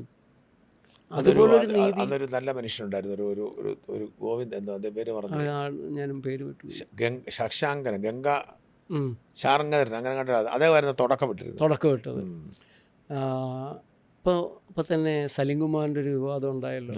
അദ്ദേഹത്തിൻ്റെ കരൾ മാറ്റി വയ്ക്കേണ്ടി വന്നപ്പോൾ അദ്ദേഹം ആ ഹോസ്പിറ്റലിൽ നിന്ന് മാറ്റിവെച്ച ഡോക്ടർമാരുടെ മുന്നിൽ നിന്ന് നടത്തിയൊരു പ്രസംഗത്തിൽ നിർമ്മലാനന്ദഗിരി മഹാരാജാവിനെ, അദ്ദേഹത്തെയാണ് പറഞ്ഞത്, നിർമ്മലാനന്ദഗിരി മഹാരാജനെ, ഒരു സമ്പൂർണ്ണ താപസൻ, 10 പൈസ മരുന്നുണ്ടാക്കി കൊടുത്തിട്ട് വാങ്ങാതെ ജനങ്ങളെ പഠിപ്പിക്കാൻ, ഇതുപോലെ അറിവ് വേദത്തിലായാലും ഉപനിഷത്തുകളിലായാലും വൈദ്യത്തിലാണെങ്കിലും ഇതുപോലെ അറിവുള്ളൊരു മനുഷ്യനെ ഞാൻ കണ്ടിട്ടില്ല. അങ്ങേരുടെ അടുത്ത് പോയിട്ട് അങ്ങേര് ചങ്ങലം വരണ്ട കഞ്ഞിലിട്ട് കഴിക്കാൻ പറഞ്ഞു, 51 ദിവസം കഴിക്കാൻ പറഞ്ഞു. ഞാൻ 501 ദിവസം കഴിച്ചു, എന്നിട്ടും മാറിയില്ല. അപ്പോൾ ഒരു DYSP ആണ് കൊണ്ടുപോയെന്ന് പറഞ്ഞു. അപ്പോൾ ഞാൻ എൻ്റെ ചാനലിൽ, ഞാൻ നേച്ചർ ലൈഫ് TV എന്ന് പറഞ്ഞിട്ട് അതിൽ ഒന്ന് സലിംകുമാറിൻ്റെ ഈ അവസ്ഥയെക്കുറിച്ച് പറഞ്ഞതിനെക്കുറിച്ച് ചെയ്തത്, ഈ DYSP കണ്ടിട്ട് എന്നെ വിളിച്ചു, സാറേ ഞാനാണ് കൊണ്ടുപോയത്. 2ാമത്തെ പ്രാവശ്യം കൊണ്ടുപോയപ്പോൾ ഈ ജാതി സാധനങ്ങൾ കൊണ്ട് മേലിൽ ഇങ്ങോട്ട് വന്നേക്കരുതെന്ന് പറഞ്ഞ് ഞങ്ങൾ 2നെയും പുറത്താക്കി, പഥ്യം പാലിച്ചില്ല എന്ന് പറഞ്ഞിട്ട്. മദ്യം അടിച്ചിട്ട് അത് ചികിത്സിച്ചിട്ടില്ല. അല്ല, അദ്ദേഹത്തിൻ്റെ മരുന്ന് കഴിക്കുന്നവർ അത്രയും കർശനമായിട്ട് ചിട്ട പാലിക്കണം, അല്ലാത്തവർ അങ്ങേരെ എടുക്കില്ല. അങ്ങനെ ഓടിച്ചു വിട്ടതാണ്. പക്ഷെ പറയുന്നത് അദ്ദേഹത്തെ പിന്നെ വിളിച്ചു കഴിഞ്ഞപ്പോൾ അദ്ദേഹം ക്യാൻസറിൻ്റെ 4th സ്റ്റേജിൽ വെല്ലൂർ ക്രിസ്ത്യൻ മെഡിക്കൽ കോളേജ് ആശുപത്രിയിൽ കിടക്കുകയാണ് എന്ന് പറഞ്ഞു. അങ്ങേർക്ക് ക്യാൻസറും ഉണ്ടായിട്ടില്ല, അങ്ങേരെ വെല്ലൂർ ആശുപത്രിയിൽ പോയിട്ടില്ല. അദ്ദേഹം 86ാമത്തെ വയസ്സിൽ സ്ട്രോക്കിൽ വീണു. 86ാമത്തെ വയസ്സിൽ അദ്ദേഹം സ്ട്രോക്കിൽ വീണു. എന്ന് വെച്ചാൽ പൂവ് കൊഴിഞ്ഞു വീണു. അബോധാവസ്ഥയിലായ അദ്ദേഹത്തെ ആളുകൾ പൊക്കി പാലക്കാട് ഒരു ആശുപത്രി കൊണ്ടുപോയി. അവിടെ വെച്ച് അദ്ദേഹം അന്ന് തന്നെ പിറ്റേ ദിവസം മരിക്കുന്നു. ഈ മനുഷ്യനെ പിന്നെ ഈ സലിംകുമാറിങ് പറഞ്ഞതിന് ശേഷം മരണം കൂടെ കഴിഞ്ഞപ്പോൾ യൂട്യൂബേഴ്സ് കുറേ പേരൊക്കെ കൂടിയിട്ട് ആവാഹികൾ ചവിട്ടി അരയ്ക്കുകയാണ്. ആർക്കും കൊട്ടാവുന്ന ചെണ്ടയാണല്ലോ പാരമ്പര്യ വൈദ്യന്മാർ. എന്നാ മരിച്ചത് അദ്ദേഹം മരിച്ചിട്ട് വർഷങ്ങളായി. 2016 മറ്റോ ആണ് അദ്ദേഹം മരിക്കുന്നത്. അല്ല, അത് കഴിഞ്ഞിട്ട് മോഹനം വൈദ്യരുടെ അടുത്ത് പോയി. മോഹനം വൈദ്യരെന്ന് പറഞ്ഞു കഴിഞ്ഞാൽ ഇതുപോലെ പരിഹാസവും പുച്ഛവും ആർക്കും പുച്ഛിക്കാമല്ലോ. ഒരു അറിവും ഇല്ലാത്ത, അദ്ദേഹം എന്താ ചെയ്തതെന്നറിയാത്ത അദ്ദേഹത്തിൻ്റെ അടുത്ത് 1000 പേര് ചെന്നിട്ട് എത്ര പേര് രക്ഷപ്പെട്ടു, എത്ര പേരും ചെല്ലണതെല്ലാം ഒരു ഗതിയും പരഗതിയും ഇല്ലാണ്ട് വരുമ്പോഴാണ് ആധുനിക വൈദ്യശാസ്ത്രം തള്ളിക്കളഞ്ഞ് ആശുപത്രികളിൽ നിന്ന് വീട്ടിൽ കൊണ്ടുപോയി കടത്തി മരണം വിധിക്കുമ്പോഴാണ് ഇവരുടെ അടുത്ത് പോകുന്നത്. അതിലെത്ര പേര് രക്ഷപ്പെട്ടു എന്ന് പോലും നോക്കാതെയാണ് ഇപ്പോൾ ഈ സലിംകുമാർ പറയുന്നത്, എൻ്റെ ജ്യേഷ്ഠന് ഇതേ രോഗം കൊണ്ട് തന്നെയാണ് മരിച്ചത്, കരൾ രോഗം ഞങ്ങളുടെ പാരമ്പര്യമാണ്, അല്ലാതെ ഞാൻ മദ്യപിച്ചതുകൊണ്ടല്ല എൻ്റെ കരൾ പോയത്. ഏത് പാരമ്പര്യമായിട്ട് കരൾ മോശമുള്ള ആൾ മദ്യം കൂടെ കഴിച്ചാൽ എങ്ങനെ ഇരിക്കും, പുക വലിച്ചാൽ എങ്ങനെ ഇരിക്കും. ഇപ്പോൾ ഈ DYSP എന്നോട് പറയുകയാണ്, ഒരു രക്ഷയില്ലായിരുന്നു, ഞാൻ പല പ്രാവശ്യം പറഞ്ഞു മദ്യപിക്കരുത്, പുക വലിക്കരുത്, കേൾക്കില്ല. അപ്പോൾ ഇങ്ങനെയുള്ള ആളുകൾ പോലും ഈ പാരമ്പര്യ വൈദ്യന്മാരെ നമ്മുടെ നാട്ടിൽ ഒറ്റ കാര്യം ഞാൻ പറയാം, തീപ്പൊള്ളൽ. ഞാൻ ബെറ്റ് വെച്ച് ഒരു ട്രീറ്റ്മെൻറ്റ് ചെയ്ത് കാണിച്ചു തരാം. പ്രകൃതി രീതി പച്ചവെള്ളത്തിൻ്റെ ഞങ്ങളുടെ ഒരു 10 പൈസ ചിലവില്ലാതെ പൊള്ളിയപ്പാടും പുകച്ചിലും ഒന്നുമില്ലാതെ തന്നെ പ്രകൃതി ചികിത്സയിലും മാറും. പക്ഷേ പരമ്പരാഗത വൈദ്യന്മാരുണ്ട്, അവർ കോഴിത്തൂവൽ കൊണ്ടൊരു മരുന്ന്. ഇപ്പോൾ പൊള്ളി വളരെ സമയം കഴിഞ്ഞ പലരും ഉണ്ട് കേരളത്തിൽ, പലരും ഉണ്ട്. പക്ഷേ ഈ പഹയന്മാരുടെ ഒരു കുഴപ്പം, ഒരു മനുഷ്യനെ ഇത് പഠിപ്പിക്കത്തില്ല. ഞങ്ങളുടെ അപ്പൂപ്പൻ പറഞ്ഞേക്കണത് കൈമാറരുതെന്നാണ്. ഇവന് ഒരു കുടുംബമായിട്ട് കാറിൽ പോകുമ്പോൾ ഒരു ആക്സിഡൻ്റായി ചത്തുപോയാൽ അതോടെ അങ്ങ് തീർന്നു. അപ്പോൾ ഒരു പഴകിയ പൊള്ളൽ പോലും, ഇപ്പോൾ പൊള്ളി പ്രകൃതി രീതികൾ ചെയ്യണമെങ്കിൽ ഏറ്റവും കൂടുതൽ ഫലിക്കണമെങ്കിൽ അന്നേരം തന്നെ ചെയ്യണം. തിളച്ച വെള്ളം വീണ് പൊള്ളിയത് പോലും പാടില്ലാതെ വേദനയില്ലാണ്ട് ഒരു 2 മണിക്കൂർ കൊണ്ട് നമുക്ക് മാറ്റാൻ കഴിയും. ആ ചൂട് മുഴുവൻ പച്ചവെള്ളത്തിലേക്ക് പകർന്നു കൊടുത്താൽ മതി, അതിലേക്ക് റണ്ണിങ് വാട്ടർ ഒഴിച്ചുകൊണ്ടിരിക്കണം. അപ്പോൾ പരമ്പരാഗത വൈദ്യന്മാരുടെ ചികിത്സ ഞാൻ കണ്ടിട്ടുണ്ട്. ആശുപത്രിയിൽ പോയി കിടക്കുന്നവരുടെ കാര്യം കഷ്ടമാണ്. പൊള്ളലേറ്റവരുടെ ഒരു മരുന്നും വാസ്തവത്തിൽ അവിടെ ഫലപ്രദമായിട്ടില്ല. അത്രയും സുന്ദരമായിട്ട് ലോകത്തെ മെഡിക്കൽ റിസർച്ചേഴ്സ് വന്ന് മുട്ടുകുത്തി നിൽക്കേണ്ട രീതിയിലുള്ള വൈദ്യന്മാർ ഇപ്പോഴും കേരളത്തിലുണ്ട്, തീപ്പൊള്ളലിന് ചികിത്സിക്കുന്നവർ. അത് എന്താണെന്ന് പോലും നോക്കാതെ അവരെയൊക്കെ പുച്ഛിച്ച് പരിഹസിച്ച് ഒരു ക്രിമിനൽ ആറ്റിറ്റ്യൂഡാണ് നമ്മൾ അവരോട് കാണിക്കുന്നത്. ഈ ഒരു തലമുറയും കൂടെ കഴിഞ്ഞാൽ അതെല്ലാം തീരും എന്നുള്ളതാണ് വേറെ പരിതാപകരമായിട്ടുള്ളൊരു വസ്തുത. യോഗയുടെ ഗുണങ്ങൾ എന്തൊക്കെയാണ്? ഒന്ന്, അത് മനസ്സിനെ നേരെ പോസിറ്റീവാക്കുന്നു. കോർട്ടിസോൾ എന്ന് പറഞ്ഞിട്ട് നമുക്കുള്ള സ്ട്രെസ് ഹോർമോൺസ് കുറഞ്ഞ് സെറോട്ടോണിൻ, നമുക്ക് ആനന്ദ ഹോർമോണ്, ഡോപ്പാമിനൊക്കെ നിറയ്ക്കുന്ന ഒരു പ്രോസസ്സ് നടക്കുന്നുള്ള മനസ്സിൻ്റെ കാര്യം. ശരീരത്തിൻ്റെ കാര്യത്തിലാണെങ്കിൽ യോഗയിൽ ഓരോ അവയവത്തിനും, ഇപ്പോൾ കണ്ണിൻ്റെ ബലത്തിന് യോഗയ്ക്ക് എക്സസൈസുകൾ പലതുണ്ട്. ഒരു 60 എണ്ണം വീതം up and down, side to side, പിന്നെ കോർണർ ടു കോർണർ, ഓരോന്ന് കഴിഞ്ഞാൽ 1 മിനിറ്റ് കണ്ണടയ്ക്കണം. പിന്നെ ഐ റൊട്ടേഷൻ, അങ്ങനെ അതിന് മാത്രമുള്ളതും. അതുകൂടാതെയുള്ള താടകം പോലുള്ള രീതികൾ മറ്റുള്ള പല ആസനങ്ങളിലും. ഇപ്പോൾ നമ്മൾ വിപരീതകരണിയും സർവാംഗാസനത്തിനും പോകുമ്പോൾ നമ്മളെ തലയും കഴുത്തും തോളും മാത്രമാണ് നിലത്തുള്ളത്. ഞാനത് കാണിക്കുന്നുണ്ട്. ബാക്കി മുകളിലേക്ക് ഏതാ അതുണ്ട്, അത് ചെയ്തിട്ടുണ്ട്. ഈ രക്തം മുഴുവനും ഭൂഗുരുത്വബലം കൊണ്ട് നേരെ താഴേക്ക് കുറച്ച്, മൊത്തം രക്തം, നല്ല രക്തം ഭൂഗുരുത്വബലത്തെ അങ്ങനെ മാനിക്കുന്നില്ല. പക്ഷെ എന്നാൽ പോലും ഒരു സ്വാധീനം താഴേക്ക് വരും. നമ്മൾ നേരെ നിന്ന് താഴേക്ക് ഇടിച്ചു നിൽക്കുന്ന സന്ധികളെല്ലാം ശീർഷാസനം ചെയ്യുമ്പോഴും സർവാംഗാസനം ചെയ്യുമ്പോഴും ഒക്കെ തിരിച്ച് ഓപ്പോസിറ്റായിട്ട് പോരും. ഇത് വലിയ മാറ്റമാണ് ശരീരത്തിനുണ്ടാക്കുന്നത്. ഇപ്പോൾ സർവാംഗാസനം ചെയ്യുമ്പോൾ ആസ്തമ ഏതാനും നാൾ കൊണ്ട് പതുക്കെ മാറും. അത് സർവാംഗാസനത്തിലാണെങ്കിലും മാറും. കാലിലേക്ക് പോകുന്ന, കാലിലല്ലോ കൂടുതൽ ബ്ലഡ് വേണ്ടത്. ഈ പോഷക രക്തം അടിവയറിന്, നെഞ്ചിന്, ഹൃദയത്തിന്, കഴുത്തിലെ ഈ ടോൺസിൽ തകരാറ്, തൈറോയിഡിൻ്റെ തകരാറുള്ളവർക്ക്, അതുപോലെ തന്നെ ബുദ്ധി, ഇങ്ങനെയുള്ള നിരവധി കാര്യങ്ങളിലേക്ക് ഈ പോഷക രക്തം വരുന്നതുകൊണ്ട് ആക്റ്റീവായിട്ടുള്ള പ്രവർത്തനം നടക്കും. നടുവേദനയുള്ള ആളുകളുടെ നടുവേദന, അത് മത്സ്യേന്ദ്രാസനം എന്ന് പറഞ്ഞിട്ട് ചെറിയ ബീപ്പോസ് ചെയ്താൽ പോലും നീണ്ടു തുറന്ന് കിടന്ന് നട്ടെല്ലാം ഉയർത്തി നിറുകതലയെ കുത്തി, ഇങ്ങനെയൊക്കെയുള്ള കൊണ്ട് ഓരോ ഭാഗത്തിനും നമുക്ക് ശാരീരികമായിട്ട് കരുത്ത് വർദ്ധിപ്പിക്കാൻ സാധിക്കും. കുക്കുടാസനത്തിലോ കാകാസനം, കാക്ക നിൽക്കുന്ന പോലെ നിൽക്കുക. കോഴി നിൽക്കുമ്പോൾ ചെറുകത്തിലാണ്ട് കാലിത്തിരി വിടർത്തി നിൽക്കും. ഈ കാകാസനത്തൊക്കെ നിന്ന് കഴിഞ്ഞാൽ ഷോൾഡറിന് വരുന്ന ഒരു ബലം, അത് വെറും ഒരാഴ്ച കൊണ്ട് നമുക്ക് തിരിച്ചറിയാൻ സാധിക്കും. അപ്പോൾ മനസ്സ്, ശരീരം, പിന്നെയാണ് ഈ ഇലക്ട്രിസിറ്റി. നമ്മൾ കഴിഞ്ഞ പ്രാവശ്യവും പറഞ്ഞിരുന്നു, നമ്മുടെ ശരീരത്തിൻ്റെ വൈദ്യുതി, ഒരു സെല്ലിൻ്റെ, ഒരു കോശത്തിൻ്റെ ഇലക്ട്രിസിറ്റി എന്ന് പറയുന്നത് 0.07 മില്ലി വോൾട്ടേജാണ്. അത് 37.2 ട്രില്യൺ കോശങ്ങൾ ശരീരത്തിലുണ്ട്. ഇതെല്ലാം കൂടി ചേർന്ന് നമ്മുടെ ശരീരത്തിലുള്ള ഇലക്ട്രിസിറ്റി ഉണ്ട്.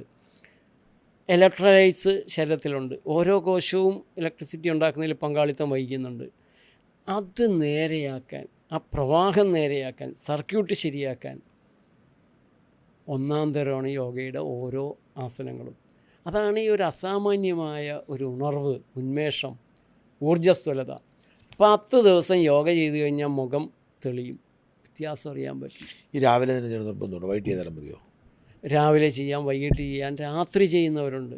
ഒരു ആഹാരം കഴിച്ചു കഴിഞ്ഞാൽ ഒരു 3 മണിക്കൂർ ലൈറ്റായിട്ട് കഴിഞ്ഞേ ചെയ്യാവൂ. ലൈറ്റ് ഭക്ഷണമാണെങ്കിൽ 2 മണിക്കൂറാവാം.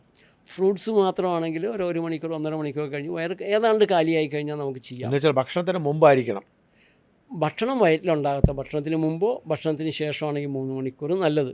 അപ്പോൾ ഏത് സമയത്തും നമുക്കിത് ചെയ്യാം. വെള്ളം കുടിക്കാവോ അതിന് മുമ്പ്? രാവിലെ ഞാൻ ചെയ്യുന്ന, രാവിലെ എഴുന്നേറ്റാൽ ഒരു കരിക്ക് കുടിക്കും, വെള്ളം മാത്രം. അത് കഴിഞ്ഞ് അത്യാവശ്യമുള്ള കാര്യങ്ങൾ, ടോയ്ലറ്റെല്ലാം കഴിഞ്ഞ് കഴിഞ്ഞാൽ ചില ദിവസങ്ങൾ വിശ്രമമുള്ള ദിവസമാണെങ്കിൽ എണ്ണ നന്നായിട്ട് തേച്ച്, വെളിച്ചെണ്ണയൊക്കെ തേച്ച് കുറച്ച് ലൂസനിങ് എക്സസൈസ് അവിടെ കഴിക്കും. അത് കഴിഞ്ഞ് ഐ എക്സസൈസ് ചെയ്ത് കുളിയും കൂടെ കഴിഞ്ഞിട്ട് തിരിച്ചു വന്നാണ് ശരിയായിട്ടുള്ള യോഗ ആസനങ്ങളിലേക്ക് പോവുക. എണ്ണ തേക്കുന്നത് നല്ലതാണോ? എണ്ണ തേച്ച് കുളിക്കുന്നത് നല്ലതാണോ? ശക്തി കൂട്ടിത്തരുന്നതല്ല, നമ്മുടെ ശരീരത്തിൻ്റെ ശക്തിയെ നമ്മൾ ഉപയോഗിക്കുന്നതാണ്, ചിലവാക്കാനിടയാക്കുന്നതാണ് എണ്ണ തേയ്പ്പ്. പക്ഷേ ത്വക്കിന് മാർദ്ദവം വരാനായിട്ട് നല്ലതാണ്. നമ്മൾ തന്നെ നന്നായിട്ട് മസാജ് ചെയ്യുന്നതുകൊണ്ട് സർക്കുലേഷൻ നല്ലതാണ്. ആയുർവേദം നിരവധി മെച്ചങ്ങൾ അതിന് പറയുന്നുണ്ട്, നവയൗവനം തുടങ്ങിയിട്ടുള്ള വളരെ മെച്ചങ്ങൾ പറയുന്നുണ്ട്. പക്ഷേ എനിക്ക് ആഴ്ചയിലൊന്നൊക്കെ അത് സാധിക്കാറുള്ളൂ. അല്ലെങ്കിൽ കരിക്ക് കുടിച്ച് കുറച്ച് കാര്യങ്ങളെല്ലാം ചെയ്ത് കുളിയും കൂടി കഴിഞ്ഞിട്ട് യോഗയിലേക്ക് പോവുകയാണ് എൻ്റെ രീതി. അതുപോലെ വളരെ പ്രധാനപ്പെട്ട ഒരു കാര്യമാണ്, നമ്മൾ വെറുതെ ഇരിക്കുമ്പോൾ നമുക്ക് ചിന്തകളുണ്ടല്ലോ. ഒരു ദിവസം 6000 തുടങ്ങി 60,000 ചിന്തകളാണ് നമ്മുടെ തലച്ചോറിൽ വരുന്നത്.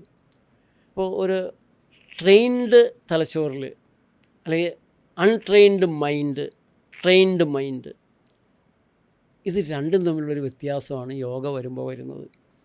യോഗയിലൂടെ നമ്മൾ പോയി കഴിയുമ്പോൾ ഞാൻ നേരത്തെ പറഞ്ഞ പോലെ നമ്മുടെ ഇലക്ട്രിസിറ്റി എല്ലാം നേരെയായി. വെറുതെ ഇരിക്കുമ്പോൾ നമ്മുടെ ഉള്ളിലേക്ക് വരുന്ന ചിന്തകളിൽ തന്നെ വലിയ മാറ്റമാണ്. സാധാരണ ഒരാളുടെ ചിന്തയിൽ തലച്ചോറിലേക്ക് വരുന്നത് ഈ സൂപ്പർ ഹൈവേയിലൂടെ 200 കിലോമീറ്റർ 300 കിലോമീറ്ററൊക്കെ കാറ് സ്പീഡിൽ ഓടുന്ന തരത്തിലുള്ള ഇങ്ങനെ ചിന്തകളിങ്ങനെ വന്നുകൊണ്ടേയിരിക്കും. യോഗ ചെയ്ത് കഴിയുമ്പോൾ അത് ഒരു 50 കിലോമീറ്റർ സ്പീഡിലൊക്കെ പോകുന്ന രീതിയിലുള്ളൊരു മാറ്റത്തിലേക്ക് വരും. ചിന്തകൾക്കൊരു ഗ്യാപ്പ്, സ്പേസ് വരും. ഇതിങ്ങനെ ഓരോന്നായിട്ട് ഇങ്ങനെ വന്നുകൊണ്ടിരിക്കുന്നു. ഒരു ചിന്തയിൽ നിന്ന് മറ്റൊരു ചിന്ത. അത് പലപ്പോഴും നമുക്ക് പറ്റിയിട്ടുള്ള അബദ്ധങ്ങൾ, എന്തൊക്കെയാണ് നാളെ ചെയ്യേണ്ട കാര്യങ്ങൾ എന്തൊക്കെയുണ്ട്, കഴിഞ്ഞ ദിവസങ്ങളിലുണ്ടായ സംഭവങ്ങൾ, ഇങ്ങനെയൊക്കെയുള്ള ചിന്തകളൊക്കെയാണ് വരിക. ഇഹലോകത്തും പരലോകത്തും ഒരു ഗുണവും കിട്ടാത്ത ചിന്തകളുടെ ഗാർബേജ് മൈൻഡ്, അത് വാസ്തവത്തിൽ കൂടുതൽ പഠിക്കേണ്ട ഒരു കാര്യമാണ്. ഗാർബേജ് മൈൻഡ് പല ആളുകളുടെയും ചിന്തകളെ ചവറ്റുകൊട്ടയിലിടേണ്ട അവസ്ഥയാണ്. പലരുടെയും വാക്കുകൾ, ഒരു ദിവസം പറഞ്ഞ വാക്കുകളും ചവറ്റുകൊട്ടയിലേക്ക് പോകേണ്ട വാക്കുകളാണ്. അവരുടെ പ്രവർത്തികളും ചവറ്റുകൊട്ടയിൽ പോകേണ്ട വാക്കുകളാണ്. അപ്പോൾ പലരെയും നേരെ എടുത്ത് ചവറ്റുകൊട്ടയിലേക്ക് ഇടേണ്ട ഒരവസ്ഥയിലാണ് ഇരിക്കുന്നത്. ഇവിടെയാണ് ഗാന്ധിജിയെ നമ്മൾ തിരിച്ചറിയുന്നത്. യോഗയുണ്ടായിരുന്നു. ഈ മനുഷ്യൻ തൻ്റെ ചിന്തകൾ, ഏറ്റവും നല്ല ചിന്തകളേ കടന്നു വരാവൂ, ഏറ്റവും നല്ല ചിന്തകൾ മാത്രം, അല്ലാത്ത ചിന്തകളെ എങ്ങനെ ഒഴിച്ചു വിടണം. അവിടെയാണ് ഗാന്ധിജി ഗീതയെ ആശ്രയിക്കുന്നത്. ഗീത എൻ്റെ മാതാവിൻ്റെ അമ്മയുടെ മുലപ്പാൽ പോലെയാണെന്നൊക്കെ പറഞ്ഞിട്ട്, ഈ സ്ഥിതപ്രജ്ഞസ്യ കാ ഭാഷ സമാധിസ്തസ്യ കേശവ സ്ഥിതതീകിം പ്രഭാഷേത കിമാജത വിർജേത കിം. അല്ലയോ അർജുന, നീ സ്ഥിതപ്രജ്ഞതയോട് കാര്യങ്ങൾ ചെയ്യണമെന്ന് പറയുന്നുണ്ട്. അതെങ്ങനെയാണെന്ന് പറഞ്ഞു തരിക. അവൻ ആരാണ്, അവനെങ്ങനെ നടക്കുന്നു, എങ്ങനെ പ്രവർത്തിക്കുന്നു, എങ്ങനെ.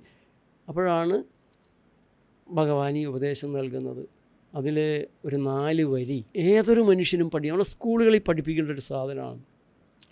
ധ്യായതേ വിഷയാൻ പുംസ സംഘസ്ഥേഷു ഉപജായതേ സംഘാസംജായതേ കാമാത് ക്രോധോഭിജായതേ ക്രോധാത് ഭവതി സമ്മോഹ സമ്മോഹാ സ്മൃതി വിഭ്രമ സ്മൃതിഭ്രംശാത് ബുദ്ധിനാശാൽ പ്രണശ്യതി. മനസ്സിലുണ്ടാകുന്ന ഒരു ചിന്തയുടെ ശകലം അതെങ്ങനെയാണ് വളർന്നു വരുന്നത്, ആശയമായിട്ട് മാറുന്നത്, ആശയുടെ പുറകെ നമ്മൾ ഓടി എങ്ങനെയാണ് അബദ്ധത്തിൽ വീഴുന്നത്, അതിൽ നിന്ന് എങ്ങനെയാണ് മരണത്തിലേക്ക്, പ്രാണനാശം അല്ലെങ്കിൽ മാനനഷ്ടമൊക്കെ ഉണ്ടാകുന്നതിൻ്റെ ഒരു യോഗ ചെയ്തു വരുമ്പോൾ ഈ കാര്യങ്ങളെല്ലാം ഒരു വിശകലന ചിന്ത നമുക്ക് കൂടുതൽ വരികയാണ്.